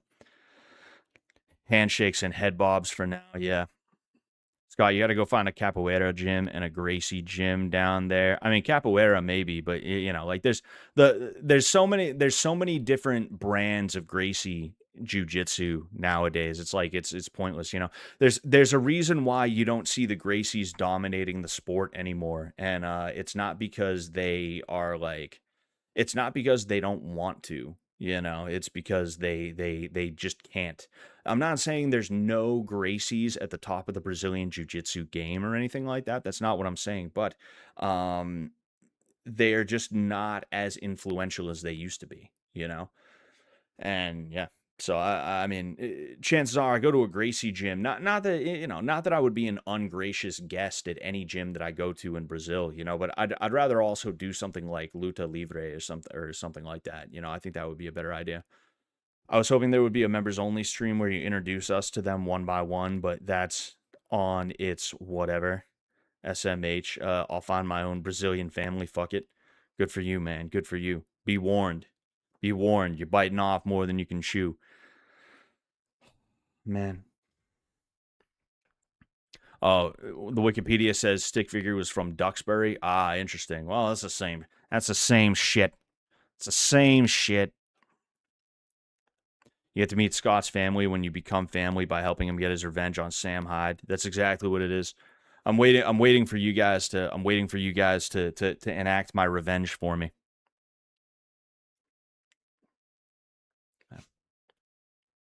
I love this bill so much, man. It's such a cool bill. I'm so glad I got this thing. I got two of them. I'm gonna sell the other one. You know, that's what I'm gonna do. Try and earn a little bit of my money back. And I'm probably what I'm gonna do is because I'm at a point where I've depleted pretty much all of my precious metals as well as coinage, so I don't have any more that I'm selling. So I have to try and source more, and that's a learning curve that I have to overcome. Where like I don't like I know in theory where I can and should get coin lots that I can break down and resell, but it's not, it's easier said than done is the issue. So I'm trying to find like estate sales. I'm trying to find auction sites that sell um, um, lots that are not like predetermined lots. I'm talking like, oh, my grandfather passed away and he willed me his coin collection, and I'm not a collector, so I'm just going to sell this coin collection here.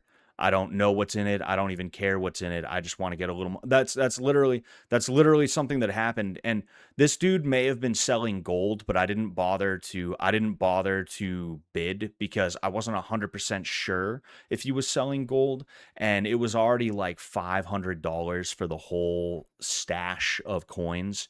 But he literally had coins that almost looked like they were gold coins, which, if say it was like a half ounce of gold in like that coin, it would have been about $2,000 is what the melt value of that coin would have been, just about at that time. Excuse me. Jeez. And he literally was like, I don't know what it is. I'm just trying to sell these so I can get money for comic books. Literally a fucking Marvel retard, a Marvel Comics retard. A Marvel Comics retard was like, "Yeah, no, I have these coins that kind of look like they're gold. I don't care though. I want Captain America issue 20. I want Captain America issue 20 is what I want." It's like, you fucking idiot. Thank God for stupid people. Thank God for stupid people. But man, having to listen to him talk. Yeesh. My dad died. Damn, bro. Those are the ones you want to snap up. Usually the guy spends his whole life collecting them, knowing they have great value, but their family has no clue. Exactly. Exactly.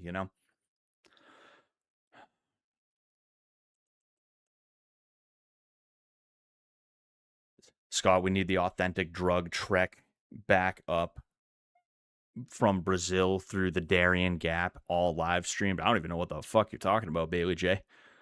What are you talking about right now? Meanwhile, Captain America issue 20 is just gaining value. Not even. Man. I mean, maybe it is. If the guy's a comic book guy, maybe that's his thing. Is like he knows what comic books are expensive and what aren't. But it's like the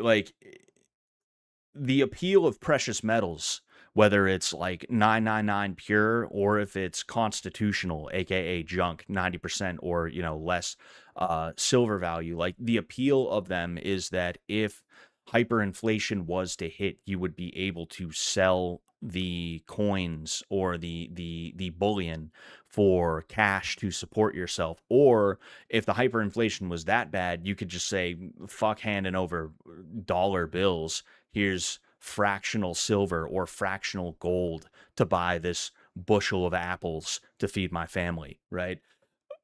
Oh, excuse me. Maybe you can't read it like a comic book. Okay, fine. I get the appeal of media, obviously, right? I have my forms of media that I really like. I'm actually trying to buy an authentic 1950s Fallout shelter sign from somebody on one of those estate sale sites, because I missed an estate sale that was in a town that was not too far away from me, but luckily that thing did not get sold. I wanted to buy it specifically because I'm like, oh boy, Fallout. Dude, it's like authentic Fallout stuff. It even says Fallout and it has the nuclear sign on it. Whoa, that's so cool. But yeah, the bottom line is I get it. I understand. It's fun. It's fun, totally fine. But the idea that you're going to trade one of those for the other is like, man, there is something wrong with you. There's something wrong with you. Some people are just they're dedicated to being goyim. They're dedicated to staying goys. Like try to get an old person who is not into investing into investing. Try and tell them, "Hey, look, like you can invest in precious metals and it'll make it a lot easier for you to like stretch your money when you get into old age and you can't work anymore and inflation is hit so that 2000 or $3,000 a month social security check or pension or whatever you're getting however much it is, it's not doing it anymore. It's not cutting it anymore. Well, you can start dipping into the silver or the gold or the whatever that you have been stacking over the years, and it'll be easier for you to survive. Try explaining that to them. They'll look at you like you told them that you're gay and you want to go out on a date with them. They'll be like that. I tried to explain that to my dad and my mom. My mom was like, yeah, I don't know. I guess I'll talk to your father about it. And my dad, when I was explaining it to him, he was like that, literally as if I was like, Dad, I need to tell you something. I have a boyfriend. Like literally, like that's how I would picture him reacting if I said that shit to him. And he's doing that when I'm just trying to help this guy so that he doesn't have to worry about money into his old age. It's like you guys are so fucking stupid. The Irish word for goy is Sassenach. I don't know if that's true or not. I don't know if that's true or not. I'm going to assume it is, though, because I trust High Ecuador. High Ecuador is trustworthy. He's never tried to mess with me before. No way. Silver isn't worth buying like that at Zachary Vera. Too bulky to mass spend generational wealth on silver. You'd need a dedicated room. For gold, you need a drawer or box at most. Well, the thing is, I mean, I don't like the idea of buying fractional gold, right? I would rather buy enough silver as to where I feel like I'm comfortable. And then maybe when I get my paper up enough, I can start buying gold, because I mean, you're not wrong, Cavalog, but the thing is you can buy like bigger quantities, which are going to be easier to stack and easier to like keep, um, they're going to be more economical in terms of the space that they take up. But like when it comes to gold, one of the things is it's hard to break it down. Silver is cheap enough as to where like there's websites where and in fact, I think I actually have one, but I don't feel like digging it out right now. I bought it just because it was like an interesting curiosity. There's certain websites that they have gold that they make themselves. It's like an in-house sort of round that they'll do or bar where you can break it into smaller pieces. So if you were ever in a situation where, yeah, hyperinflation hit that much that like it's like Germany after World War One, where people weren't even bothering to use it to buy stuff. They would rather heat their homes with it. They'd throw it in the fireplace because it was that worthless and that abundant. If we ever got to the point where the dollar bill was that bad, you could just go to the store and be like, look, man, I got these things are like all of this stuff that I got was $20. Well, here's about $20 of silver. I'm going to break this thing off, break it off again. Okay, here you go. Fractional piece of silver. You can weigh it out. You can weigh it out and see that it's all there. All right, we're good. I'm going to get the fuck out of here, you know? That's kind of the point of silver.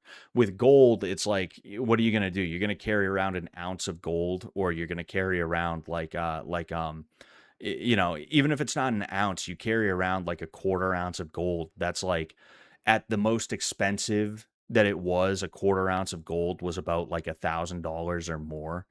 Like, how are you going to break that up? How do you get change? At the very least with silver, I can break up one of those fractional gold things that are meant to be silver things, excuse me. One of those fractional silver rounds, I can break it up. And then if it's a little bit over, if it's like, oh, this is $20 worth of groceries, but I gave you $25 worth of silver. You know what? Fuck it. Who cares, man? I don't even care. Just keep it. Just keep it. It's a lot better. It's a lot better than like, oh, do you have change for this quarter ounce of gold? You know, or like, oh, I have multiple 1/1000th ounce silver gold rounds, excuse me. Here you go. Here's like 40 capsules.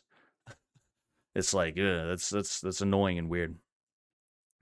I've tried to hold medals before, but I keep throwing them at people when I'm angry and they take them and run away. It's hard. Yeah, it is tough. It is tough. Valcambi cards are very popular. I do like them for silver. Stacking silver, I'd buy a few sheets of Valcambi silver for sure. Why can't logic massive mouse? Yeah, Valcambi's nice. I like Valcambis, but you know, you know, you know, you you don't pay in wampum. I pay in seashells is what I pay him. You've never had to pawn your gold tooth? Not quite yet. It'll happen eventually, probably though. The way the economy's going, the way the economy is, no bueno, no bueno. Excuse me, jeez.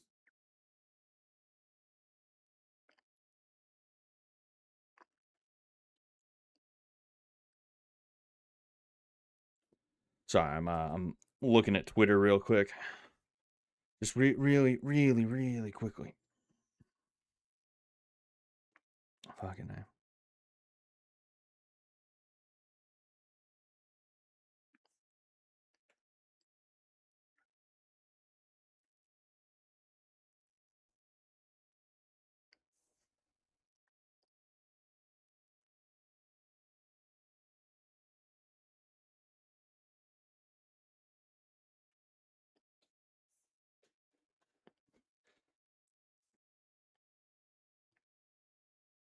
All right, enough ignoring you guys. Uh, It's really a logistics thing when you break it down to individual purchases. Silver makes more sense, but you got to account for the fact that you literally have a room worth of space you tap into. I mean, it's really not that bad, you know. Like the question you got to ask is how long have you been stacking, you know? And you can easily convert silver into gold. You can find people who they want to convert gold into silver, and you can be like, okay, so you have $1,000 worth of silver, gold right here. Here's $1,000 worth of silver. We won't even do premiums and shit like that. I'll just give you as close to the amount of gold that you I'll give you as close to the amount of silver as is worth the gold that you are trying to trade. All right, thank you, sir. Like it's not hard to convert one into the other. It's a pretty straightforward process, you know. Um Excuse me. Jet Neptune said to buy silver like 3 years ago on Scuffed Realtor. I wish I'd listened. I mean, look, the best time to stack was yesterday. The second best time to stack is today. Or there's 10 different versions of that. Some people are like the best time to stack was 10 years ago. This second best time to stack is today. But like buy whatever you can because the thing is, it's gonna go back up. That's just the way it is. It's kind of stabilized in the high 60s right now. You're not doing bad if you start buying a little bit here and there. Just do what you can do. Do what you can do. And don't think of it as like an investment proper. It's not that you couldn't in theory. Like me, I've flipped a couple of pieces. I bought a couple of Pamp Suisses and I flipped them for like I think a $10 profit. So not nothing like crazy, but I enjoy this hobby that I'm in now. I enjoy flipping, products and antiques and stuff like that. It is a fun time. So I didn't mind that I only made like $10 off of each of them. It's for the love of the game. And plus it is a profit at the end of the day, right? Um like you can do that. You can do short-term flips if you want, but you got to know the game a little bit better. Like what you want to do is you want to look for somebody who's underselling something. Like for instance, those Pamp Suisses, they were the Lady of Liberty bars is what they were. I got mine for $67. I got two of them for 67. I turned around, I sold them to one guy for it was 85, and by the time eBay got its fucking by the time eBay took its pound of flesh from me, I had like 75 bucks left over is essentially what I had. And then there was another guy who I'm pretty sure I sold it for $80, and that's a little bit over $10 that I made because I sold it through Facebook, where there's no sort of there's no There's no seller fees associated with it, so I got to keep all the money, you know? That's fun. I enjoy it, you know? But the thing is, like, I couldn't have done that with like like an app mex round or something like that, you know? The reason why you're able to do that with I guess what you could call a premium or name brand, if you want to call it that, is because there is a premium associated where it's like if the spot price of silver is $65, let's say, you're not going to be able to get a Pamp Suisse 1 ounce for $65. It's just not how it's going to work. There's going to be a honestly pretty exorbitant premium that is added on top of that. So you might be able to get it for, say, between 75 and 80. You might be able to get it for that. But then you also have the issue of, is this specific kind of silver ounce, whether it's a bar or a round, is it currently available or is it discontinued? Is it unavailable on any other site? That drives the scarcity up, which is why you'll see people trying to sell them for like 90 to 100. So you take something that like on paper would only be worth $65, and then because of all those little variables, you're able to pump the price up. So if you're able to take something that's worth 65 and you bought it for like 67, you can still make a profit off of that, and which is what I did, you know. But like I said, you couldn't do that with a generic bar. You couldn't do that with that, you know. I'm giving away game here. I'm giving away some game here. Like that's something that I find to be very annoying, is like people who they know things but they don't share the knowledge. It's like most of you guys, if not all of you, are probably not going to take me up on this or take me up on it like I'm offering you something. But like, you know, like, I don't know, maybe you want to know about this. Maybe you are considering keeping an eye out for something, you know, like I wish you guys nothing but the best, you know. I can't tell you the amount of times that I've asked somebody and be like a question, and either because I wasn't paying them or maybe because they have some kind of weird beef with me. It's like somebody that we're familiar with each other, we're acquainted in a certain sense, but we're not like pals. They either leave me on red or they give me like a I don't fucking know type of answer, and it's like you pieces of shit. Fuck all of you guys. You know, go fuck yourselves. You ever read up on the eBay stalking scandal? That was actually something that happened in Massachusetts too, if I remember correctly. There was somebody who like they left a bad review on eBay. I don't know if it was on eBay about eBay or if it was just about eBay in general, but I guess because of the bad press, eBay allegedly stalked the fuck out of them. And there was like a court case where eBay lost, you know. Got a bunch of 1 ounce silver Austrian Philharmonics 2025 when they dropped. Got them spot price, and a week later, dealers added a $15 premium. Hey, good for you, Catalog. You know, it's still esoteric. Most people hear this stuff and make nothing of it. Like it's the equivalent of listening to bots talk about trading stocks. I can't blame them. Yeah, but the thing is, it's so simple to understand. Is the crazy thing, you know. There's a lot of people out there, they don't improve their base knowledge on anything, not because they don't get it, but because their egos get in the way, you know.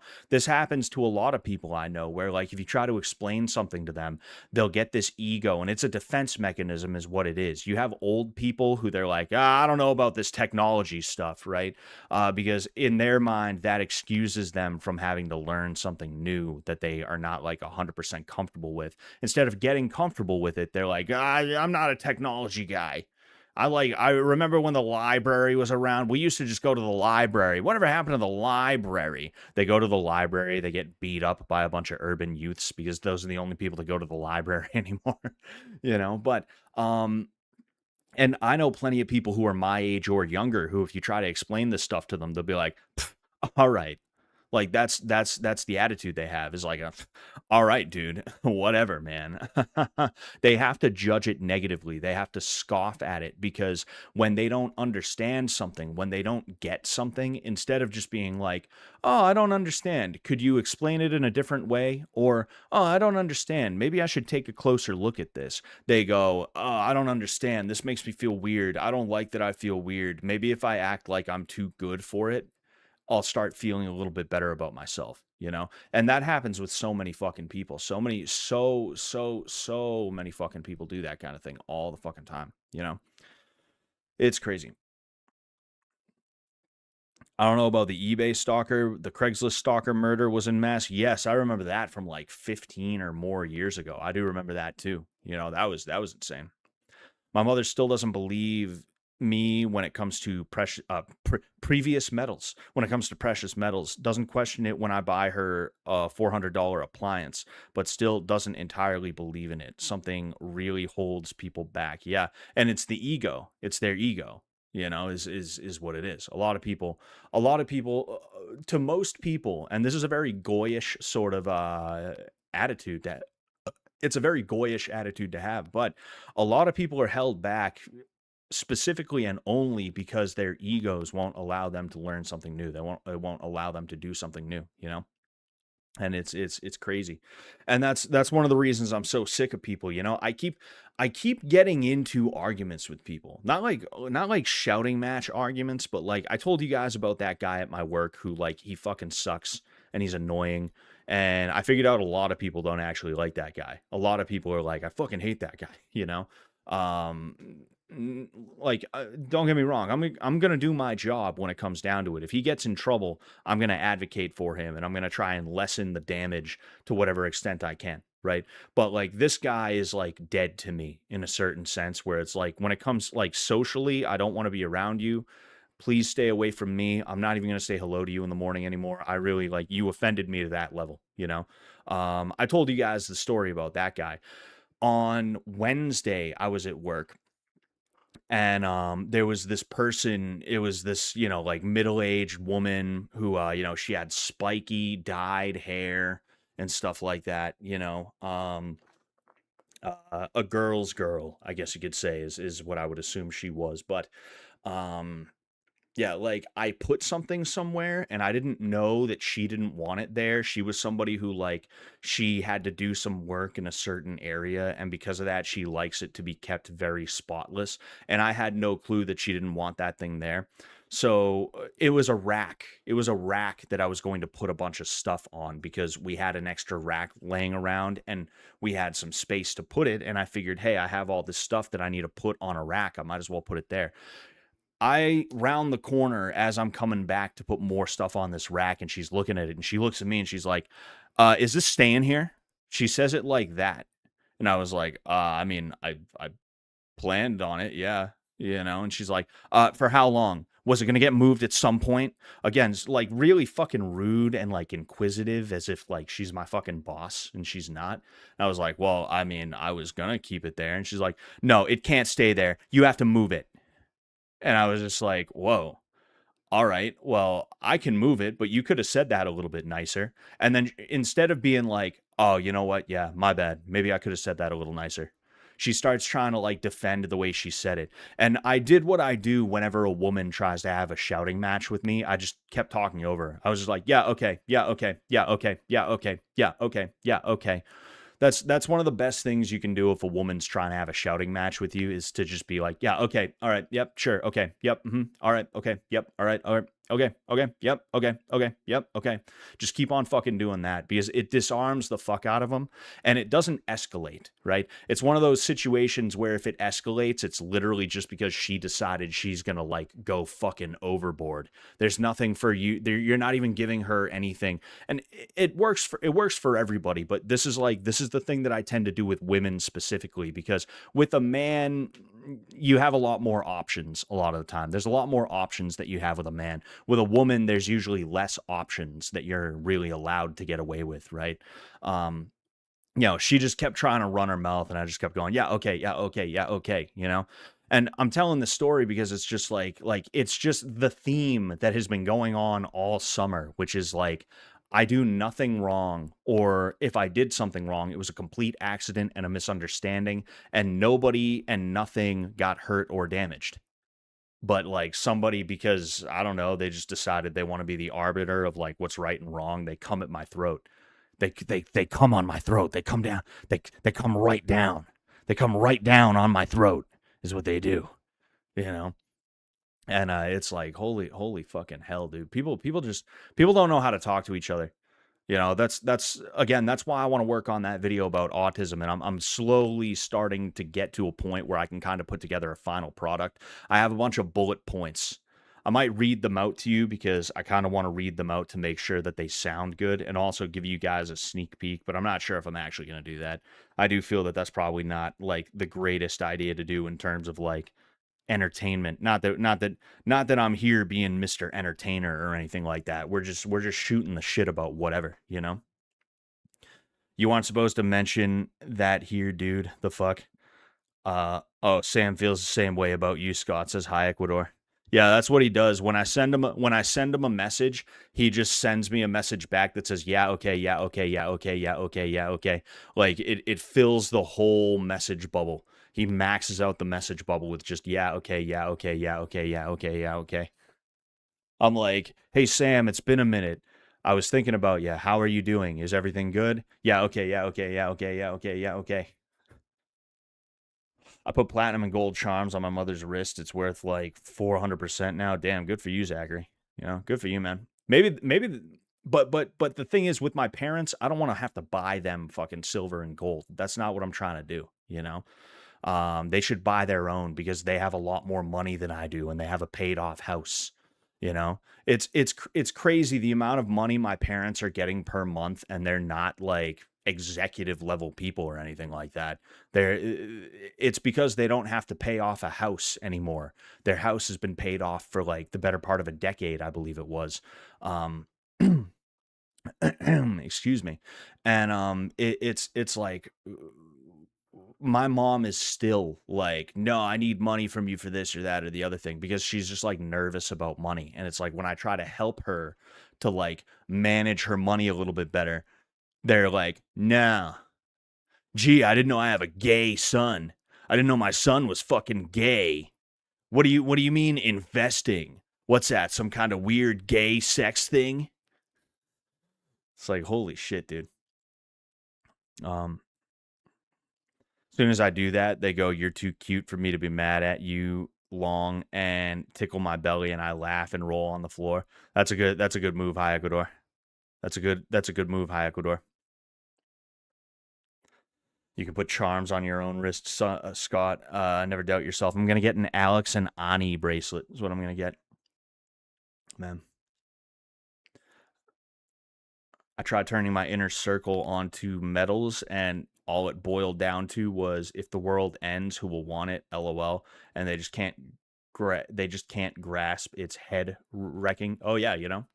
Every civilization throughout history that has been aware of gold, no matter what part of the world it is, and no matter like what kind of technological capability they had, has been interested in gold in one way or another. They have seen it as either a form of currency, or maybe a gift from the gods, or maybe something to sacrifice to the gods, something to show status, something to utilize as basically a monetary system, or something that would be greatly invested, or it would be a pillar of the monetary system in some way, shape, or form, you know, from Mesoamerica to China, Japan, to Eastern Europe, Western Europe, Africa, everywhere you went.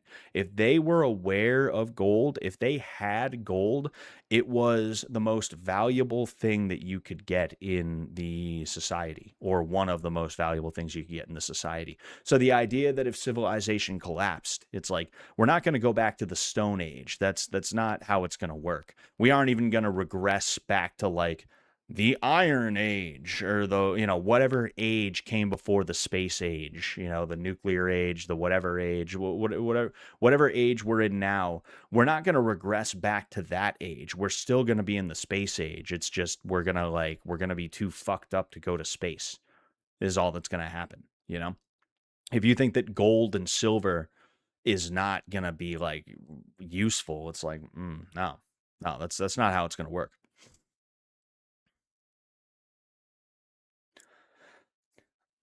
Jared Gertz says, yes, when the world ends, you can farm vegetables. I'll be eating meat and blinged out in precious metals. Exactly.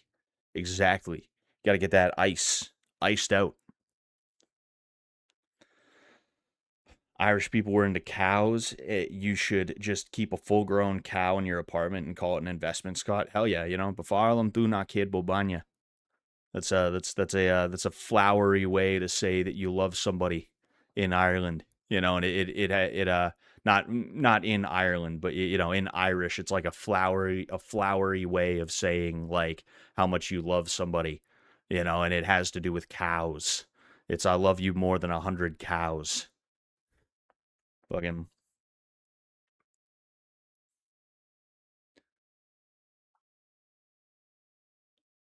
I have more than enough gold for now, and we will regress to the Iron Age. Haha. Of course. Wearing knight's armor, I dipped in gold myself while cooking and eating fire. Oh, while cooking and eating the neighbors. For some reason, my eyes are getting weary. My back is getting tight. I'm sitting here in traffic. Man. Just looking around here, seeing anything that I may have missed. I feel like there was something somebody was talking about earlier. Maybe it was me talking about it. I don't know. I don't know. Maybe it was. Maybe it wasn't. Oh yeah, yeah. I was thinking about reading the notes for that autism video, but I don't think that's a good idea. It's quite a few notes for one thing. I have 15 pages in my notes app, you know. Um and I don't I don't think it'll be a great idea to read that. I don't think people will appreciate that. We do only have 10 minutes left. I don't know.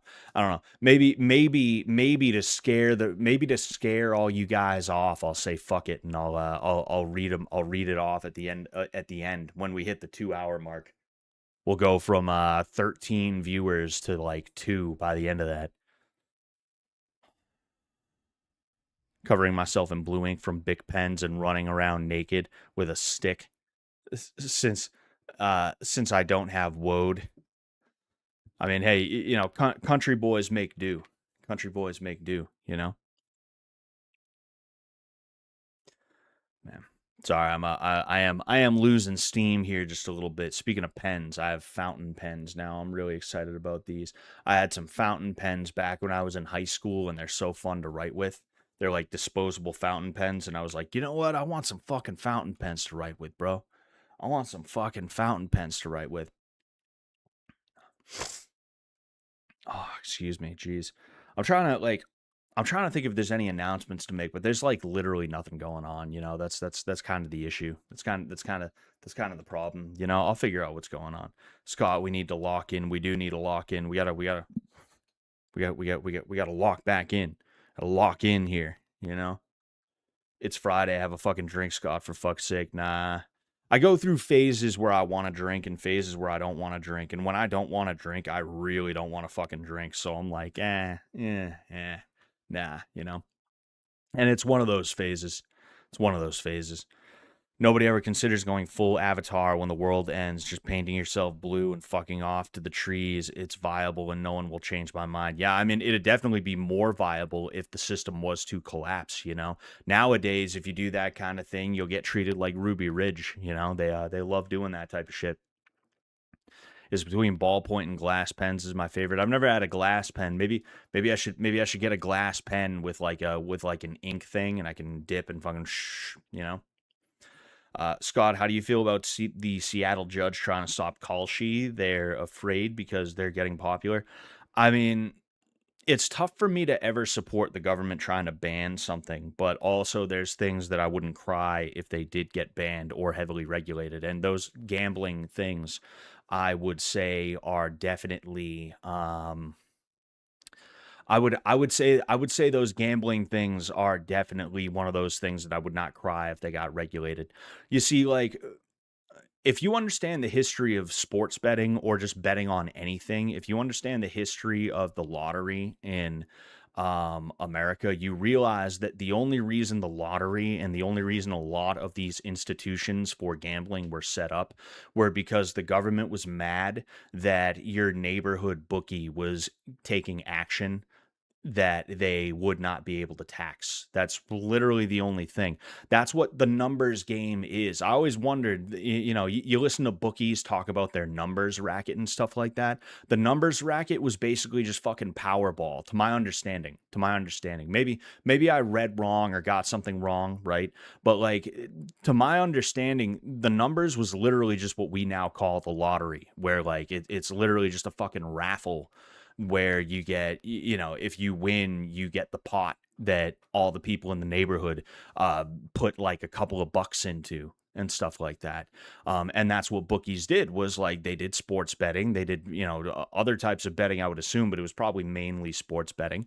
And the thing is, like bookies, like don't get me wrong, there was a lot of bad stuff that would go on with these things, but like, I mean, arguably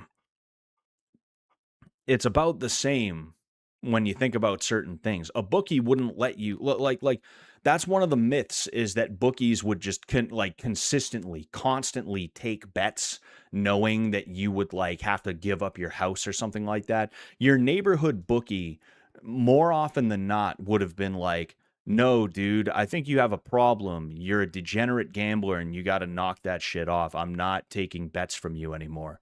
What, you're trying to give me your house? You're trying to put your house up as collateral? Really? Get some fucking help, guy.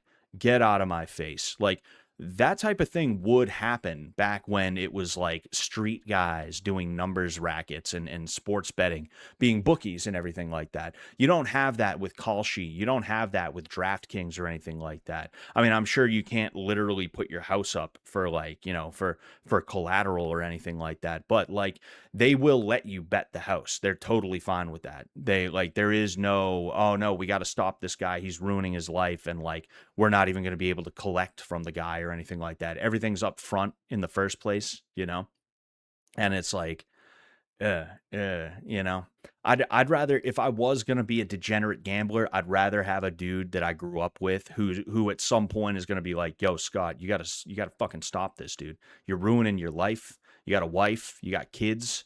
Nah, dude, I'm not taking action from you anymore. And in fact, I'm gonna tell all of my compatriots, my other bookies, not to take action from you either, because you know what, like." I grew up with you, man. Like I can't see you fall like that. I'd rather have someone like that, the good guy, bad guy. I'd rather have the good guy, bad guy than the bad guy, than the corpo bad guy, you know? It's ridiculous. Um, excuse me. It's okay to ban some things. It's just that the system needs to work so we, the people, can ensure they don't overcorrect and we can stop it before it goes too far. That's where the problems begin. Yeah, I can agree with that catalog.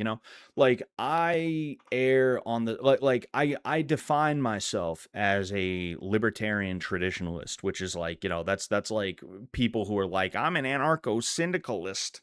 It's like, well, what does that even fucking mean, you idiot? But like, I believe that most things should be legal. I believe that you should be allowed to do a lot of different things, including things that I find to be heinous.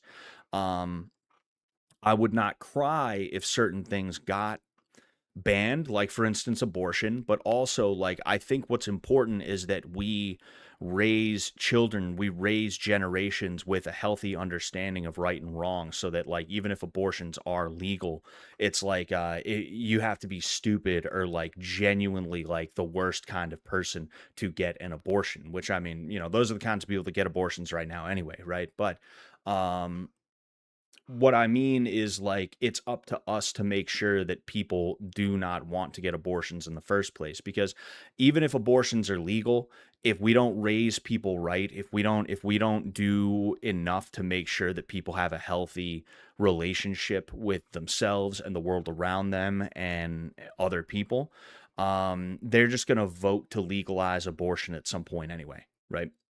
So that's kind of how I think about things. Is like most things should be legal. They should just be very, very disincentivized, both socially as well as legally, right? But yeah, there are some things that it's like, well, I'm either not going to cry if they do get outlawed, or yeah, maybe I do think that there should be some kind of regulation on them. It shouldn't be easy for them to operate. Um, Today in India, it's Saturday. Where are you from, bro? I'm from America. I am from America, sir. How are you today? Samrita Bhattacharya. How are you today? Uh, I think it's dumb that one judge can just stop whatever they want, but it takes due process to overturn it. Even when people think it's unjust. Yep, you know, and we're slowly heading towards the Brazilification of America, and a lot of people say that, and what they mean is that we're all going to be brown, listening to like funk, funk carioca, funk, funk paulista, right? Like that's what people think is going to happen. We're all going to be a bunch of fucking mandrake, running around and shit like that, and it's like, well, I mean, maybe that's the case. That could happen. But what is going to be a worse aspect of that is that the court system is going to take more and more power in the country because the courts are going to start to realize, oh, wait a second, like we have such an immense power as the arbitrators. We can gum up whatever works we want, and we can ungum up whatever works we want. So when it comes down to it, no, I don't want this to happen. So I'm going to say that it cannot happen. And the idiot police, whose job it is to enforce my edicts, are going to go right along with it, even though it doesn't benefit them in any way, shape, or form. And I explained this last stream. That's what happened with the elections in Brazil, where you had Bolsonaro. He won his first term. And when it came time for him to run again, they literally released a corrupt official, a corrupt former president named Lula from Brazilian prison, and pardoned him, and then changed the law so that he could run for president in Brazil. And then they basically said, "Oh, Bolsonaro, by the way, we're putting you in prison now. We're we're putting you in prison now. Why? Because we fucking said." And in that country, if you criticize the Supreme Court and you're high profile enough and you make enough waves, there's a good chance the Supreme Court will come after you in like a direct way. They will try to fuck your life. We're slowly heading to that point where the Supreme Court will probably vote itself more power, and then start running the country regardless of who's in power, who's in the president, you know? Man. I use my anarchy tattoo to infiltrate left-wing communist meetings. Good call, Cavalog. Good call. Abortion will eventually become illegal by way of technology. How so, Zach?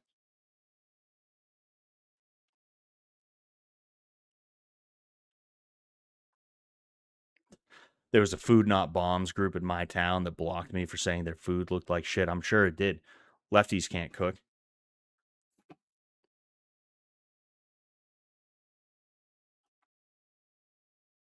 Sorry, just looking around here. What's the beef of Argentina versus Brazil? I think it's that they're similar. I think they're both pretty similar.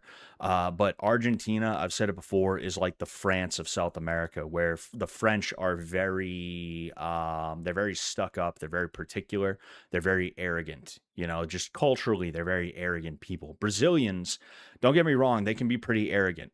Like the things that Brazilians will do, and then they'll try to be like, actually, no, you are the asshole, not me. No, no, hey, fuck you, buddy. Go fuck yourself. Like that's the shit that they'll like do. They'll do some of the most heinous shit to you, and then turn around and act like it's your fault, right? But like overall, they can be pretty warm and friendly. Argentinians, to my understanding, are not warm and friendly. They're just straight up like tell you if they don't like you types. And a lot of the time they don't like you for no reason. It's like not a good reason that they dislike you for.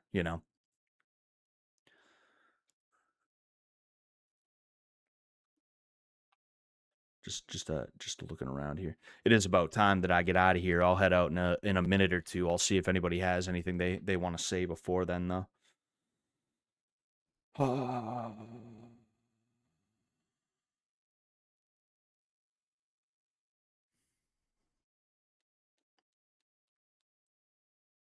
Gotta find my nail clippers. I bought a new pair of nail clippers and I just fucking lost it. Like, whoop. All right.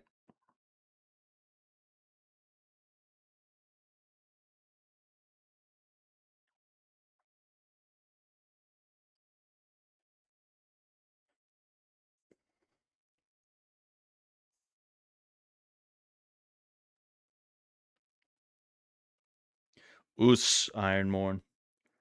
Hope you're doing well tonight. I know you've been here for a minute, but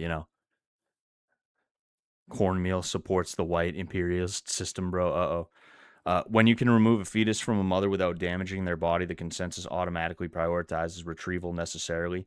We are not there yet, so we substitute the with moralistic relativity. I mean, I see why you would think that, Zachary, but I think you're also assuming rational actors. I think you're assuming rational actors, and I think that you will see a pushback against the idea of removing a fetus from the womb and gestating it, if that's even a word that you would utilize it. But I'm putting it into say like an artificial womb environment, or removing a fetus from the womb and putting it into like an artificial womb environment, or who knows, maybe even like a womb transplant at some point. You never know, but like I feel that you're assuming that there's going to be rational actors, and that's like part of the issue with game theory, is that it assumes that everybody's going to do the thing that makes the most sense, when it's like, no, actually people usually do the opposite of the thing that makes the most sense. And you will probably see pushback against that, because a lot of these women, to them, abortion is something that is empowering to them. So if you take away abortion in any way, even if it's say like even if it's like a compromise where it's like, okay, no more abortions, but also you don't have to have a child that you don't want to have. We can, we can have the best of both worlds here. You're going to see them be like, actually, no, you're taking away my agency. I want that baby fucking killed. Stick a fucking coat hanger in there and jiggle it around. Fucking scramble that egg. Do it. Like, you're going to see them do that. I promise you. I fucking promise you, you know? I don't believe in game theory. I believe in systems theory. Well, regardless, never underestimate how many people want abortions to be available just because they want it as an option to strengthen their political position and nothing else. Yeah, yeah, and that's kind of what I was trying to say, Cavalog, is like, these people, it's not, abortion is something that is directly tied to their egos and their ability and willingness to feel free. And if you threaten that, you are threatening their ability to feel like they are actual agents. They have agency in their lives, and that is something that they will absolutely positively fight against. I mentioned rational actors once for the sake of some other discussion. Okay, well, I mean, still, uh, Scott, how soon is our steampunk dystopian future? We're already in it. You know, we're already in it. We're at the point where there's flock cameras everywhere. There's fucking flock cameras going up everywhere. And if we're at that point, that means they've been spying on us with this same exact kind of technology for at least 10 to 15 years. That's the way this stuff works, is the military usually develops things and then eventually it gets contracted out. Or not necessarily, like, the military doesn't contract out to like a specific group. Sometimes it does happen. Don't get me wrong, right? You have civilian contractors that will work with the military, or like, government in some way, shape, or form. But usually what happens is it trickles down into the private sector in some way, shape, or form. We're on the internet right now. The internet started as DARPANET. People talk about, the onion router. You should use the onion router to remain anonymous. The onion router was set up by like the fucking Navy or something like that. It was the dark web, or the deep web, excuse me, was like, that was like a government thing in the first place. It's all cracked. It's all owned. We're all owned. They know everything. And like, I'm not trying to black pill it. I'm not trying to black pill you guys or anything like that, right? That's the last thing I want to do is black anybody, right? But um like, when it comes down to it, it's better for you to just assume that they have they have a round in the chamber already, and they're just waiting to pull the trigger is really what it is. And when you do that, you can kind of calm down and you can stop being so like fucking pissed off about a bunch of stuff. Not that I'm saying any of you guys need to hear that, but I'm finishing the thought is what I'm doing. I'm finishing the point, you know? Um, exactly. It's incredible to think what sort of AI they have down at these advanced black sites. Oh yeah, it's forget about it, you know? Fucking forget about it. The shit that we have now is probably the shit they had back in 2005. No joke, you know. Maybe even who knows? Maybe even like 2000, 1995 maybe. Who fucking knows, you know? Who knows? We are locked into an Armageddon path.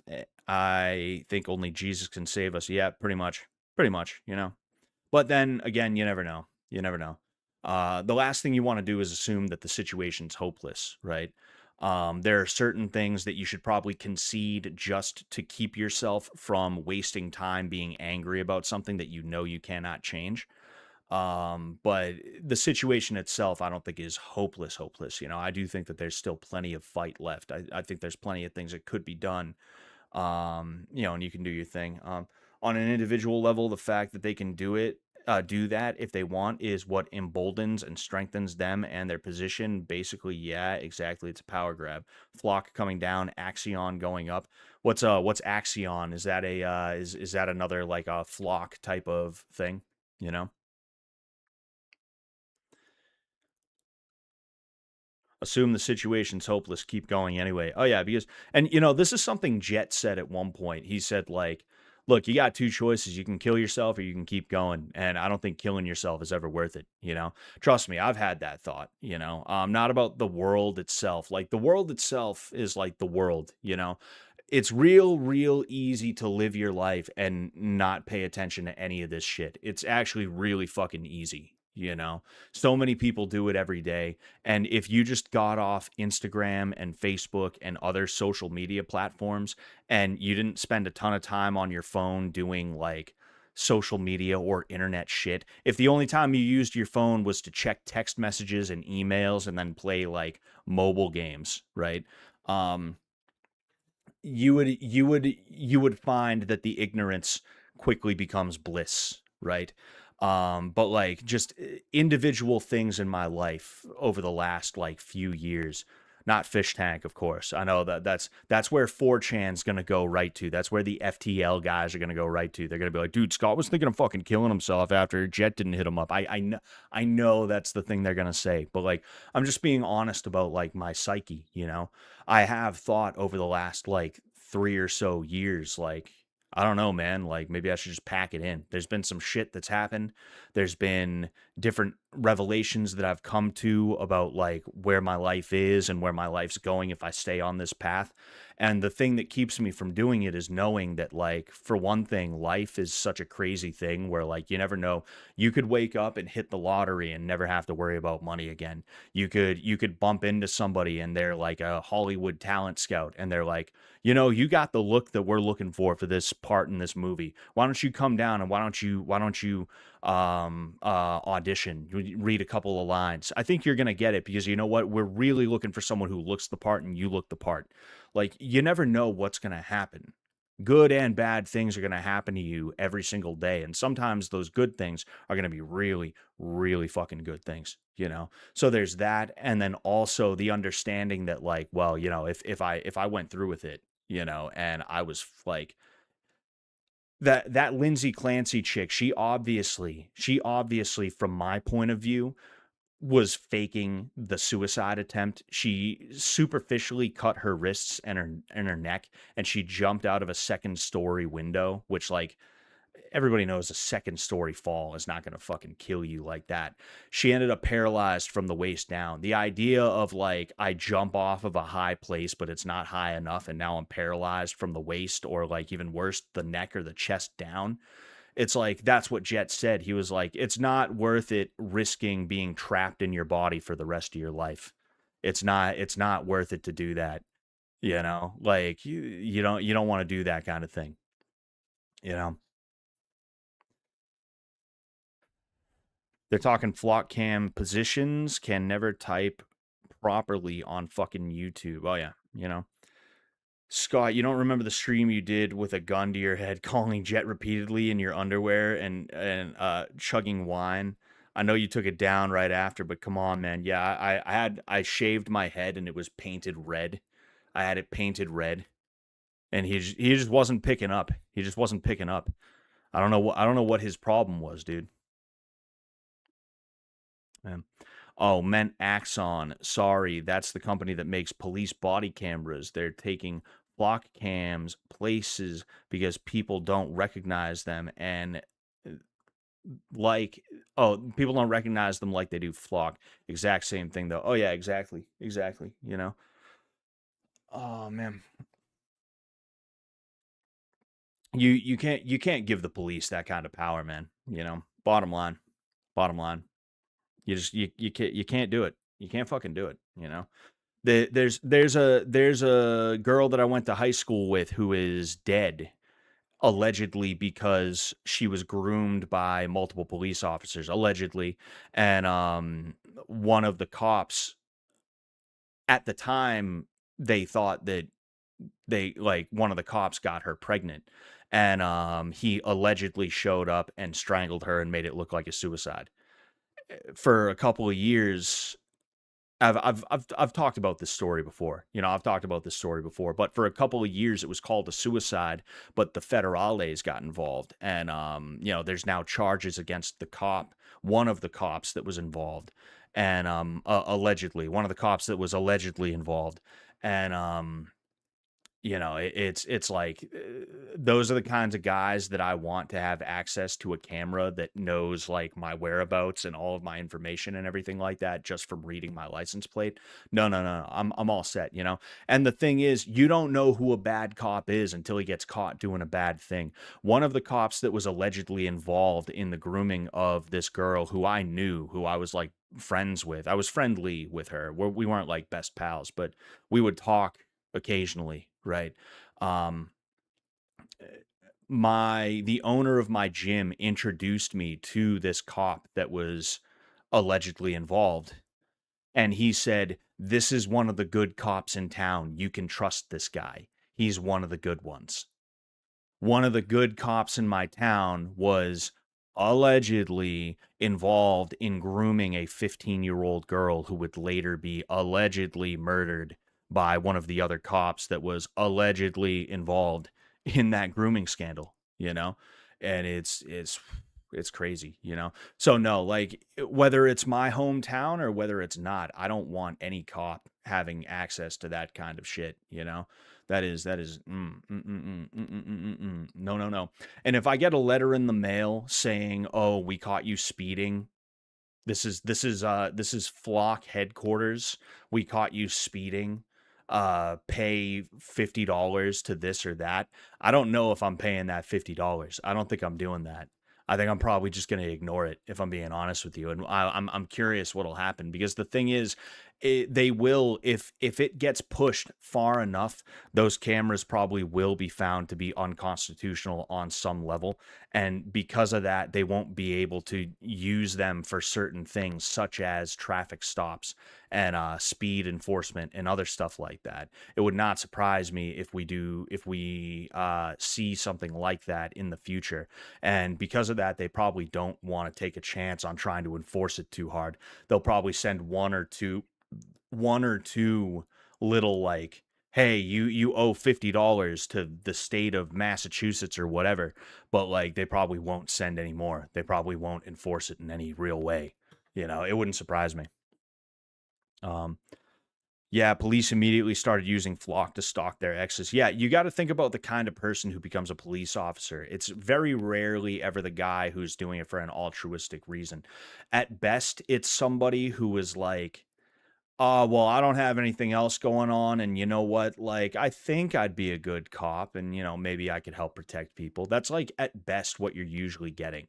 At worst, it's like the guy who's like, no, I want to be a cop so I can bully people. And then in between those two extremes is the majority of people who are just like, I mean, I need a fucking job, dude. I need a job that's gonna pay well, and I mean, you know, I like the prestige of being a cop, and you know, hey, it is what it is. You know, I party at the cop bar.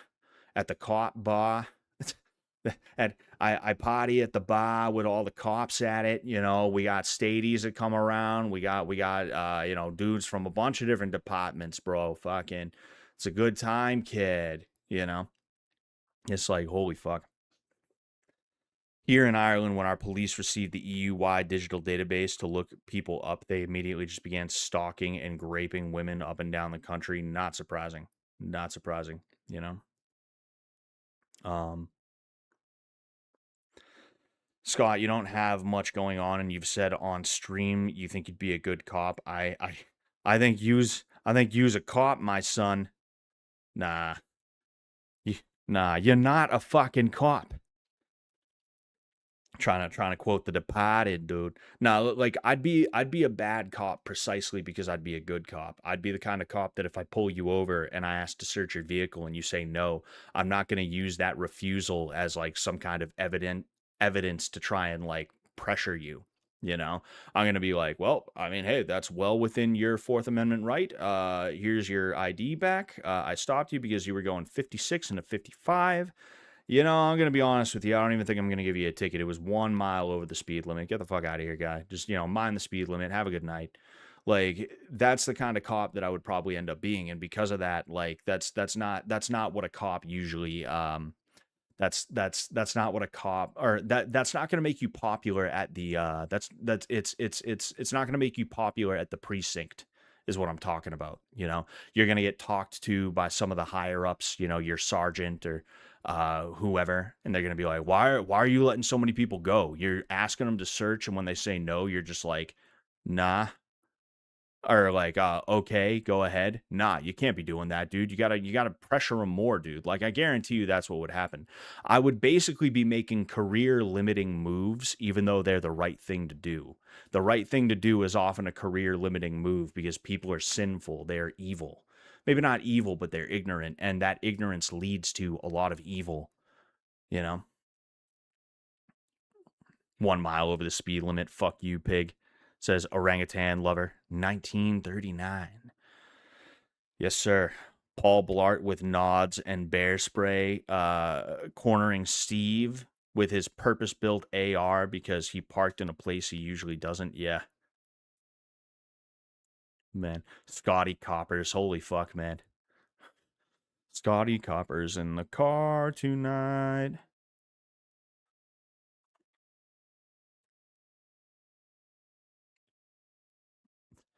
Wait, really? Hold on. Oh. I didn't realize what you said, Hi Ecuador. The final test is an actual BPD. Is Marky Mark fucking yelling at you and you can't cry or be scared? Yeah, that's exactly what it is. Marky Mark is there.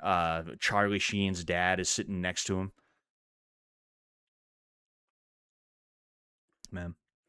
What about the guys who become armed security guards instead of cops? Did you see the shopping parking lot cop who killed a guy because he was trespassing? Oh yeah, those people in some cases and in a lot of cases are worse than cops because you know they're wannabe cops. You know is what they are.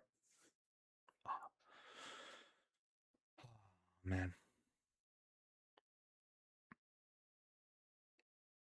looking around here, the the fourth year of the sovereign citizen right to travel guy, and you're breaking the window and dragging him out on body cam. That's what it does. It makes me jaded, is what it does. I become jaded, and I start being a worse cop. I start being the biggest piece of shit you've ever seen. They don't care about letting people go. It's called officer discretion, and if cams are off or can be muted, it's a guarantee. The thing is, they get pushed harder to meet quotas. Exactly, and that's kind of what I'm talking about. All of a sudden, they become more incentivized to bring you in than let you go because it's an actual competitive numbers game and not a moral game. That's when they get all of us. Exactly. You know, I can't stand state troopers. You know, state troopers are the ones that one tried to frame Karen Reed, and then two, they're also the ones.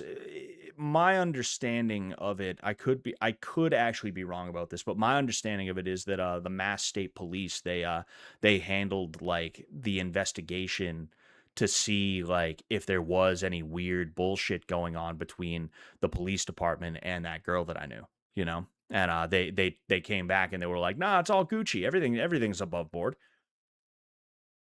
Be honest, God, do you think you could take Marky Mark in his prime when he was part of the Funky Bunch? I mean, if the Funky Bunch was with him, I don't know.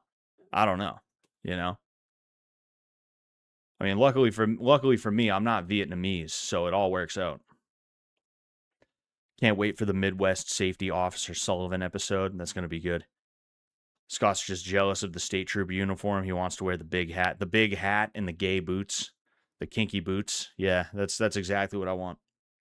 But anyway, I think it's about time for me to ski-daddle. All right, I do gotta get out of here. I gotta do some stuff. All right, I appreciate the hell out of you guys. Lemon Lade 2026 watching on Kick. Thank you very much for being here. I'll read your thing and then I'll get out of here. I got harassed by cops and troopers over it. Was warranted to get in trouble, but I've done next to nothing before and got treated like I killed someone. Have a good night, dude. Thank you very much, Lemon Lade. And yeah, that's the thing about cops is they'll just straight up be like, nah, we're going to choose this guy and we're going to fuck with them. And like, there's literally nothing you can do about it. There's like nothing you can do about it at all. They're just going to harass you and that's it. Extra legally, sometimes legally, they're going to harass you, meaning they're going to bring bullshit charges against you, you know? And it's crazy because you can't even accuse them of that. If you accuse them of that, it's like any judge in the world is going to be like, what are you fucking talking about, guy? You shut up. Shut the fuck up, you idiot. Like, it doesn't matter how much evidence you have. When you make that accusation, they're going to be like, yeah, okay, guy. All right, idiot. Anyway, you said he was doing 120,000 miles an hour in a school zone? Oh, dude, you're lucky we don't put you in the electric chair, son. Like, that's the type of shit that they'll do. It's insane, you know? I got slammed on a car over 1 ounce of weed, I would assume. When I was 15. Oh yeah, they love that shit. They love that shit, you know. It's disgusting. They wouldn't have did that to you if you were not white, I bet. Oh, 0.1 grams, not even a gram, 0.1 grams. Wow. Wow. Disgusting. But anyway, I gonna head out. All right, as you guys know. Thank you again showing up. I appreciate it. All right. I don't know when I'm going to stream next. Like I'm going to be busy next week, so I don't know exactly what days I'm going to stream, but I will make sure that I stream at some point. Thank you all for tuning in. I appreciate it. And till next time, peace out. Suck Sullivan, don't mess with his load, or you will get undone. Spinning round and round, bleeding on the ground. Laundry killer, no remorse in this beamer. Fabric assassin, hood cleaner, coming for your Rasta queen. Rape on the washing machine, no use to fight back. MMA, knock your nigga head like a KKK. Hush your nigga mouth if you can't walk the talk. Smokes.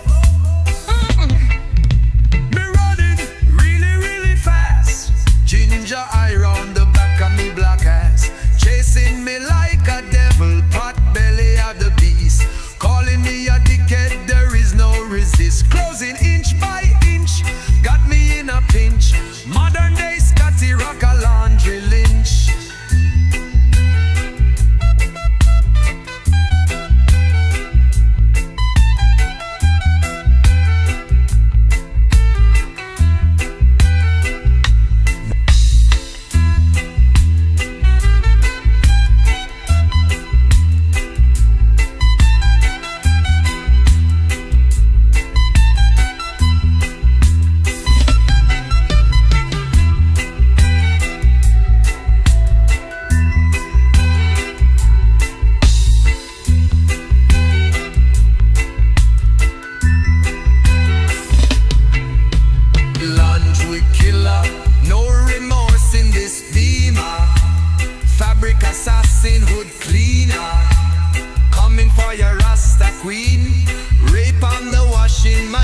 No use to fight back. MMA, knock your nigga head like a KKK. Hush your nigga mouth if you can't walk the talk. Smoke, mirror running, me running really, really fast. Ginger eye on the back of me black ass, chasing me like a devil, pot belly of the beast, calling me a dickhead, there is no resist. Closing inch by inch, got me in a pinch. Modern day Scotty Rock a laundry lynch, chasing me like a devil, pot belly of the beast, calling me a dickhead, there is no resist. Oh, close smoke, me running really, really fast. Ginger ire on the back of me black ass, chasing me like a devil, pot belly of the beast, calling me a dickhead, there is no resist. Closing inch by inch, got me in a pinch. Modern day Scotty Rock a laundry lynch.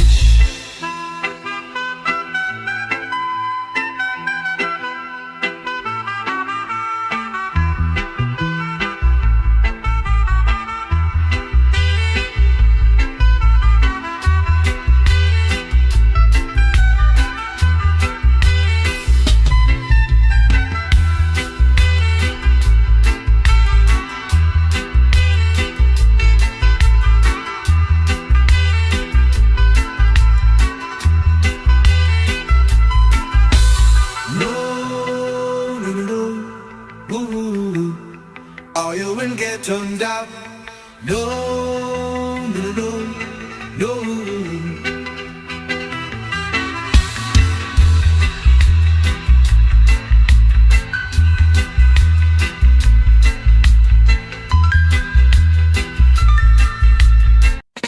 Suck Sullivan, don't mess with his load, or you will get undone. Spinning round and round, bleeding on the ground. Scotty Rocker, laundry killer, no remorse in this beamer. Fabric assassin, hood cleaner, coming for your Rasta queen. Rape on the washing machine, no use to fight back. MMA, knock your nigga head like a KKK. Hush your nigga mouth if you can't walk the talk. Smokes. Me running really, really fast. Ginger eye round the back of me black ass, chasing me like a devil, pot belly of the beast, calling me a dickhead, there is no resist. Closing inch by inch, got me in a pinch. Modern day Scotty Rock a laundry lynch.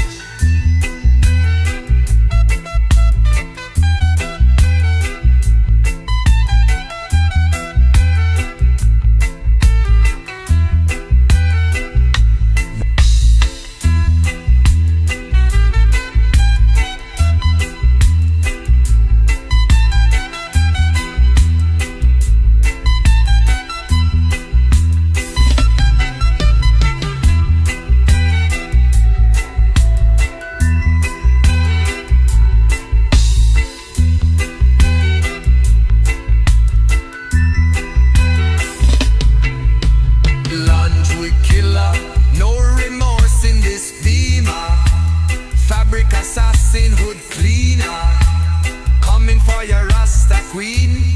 Rape on the washing machine, no use to fight back. MMA, knock your nigga head like a KKK. Hush your nigga mouth if you can't walk the talk. Smoke.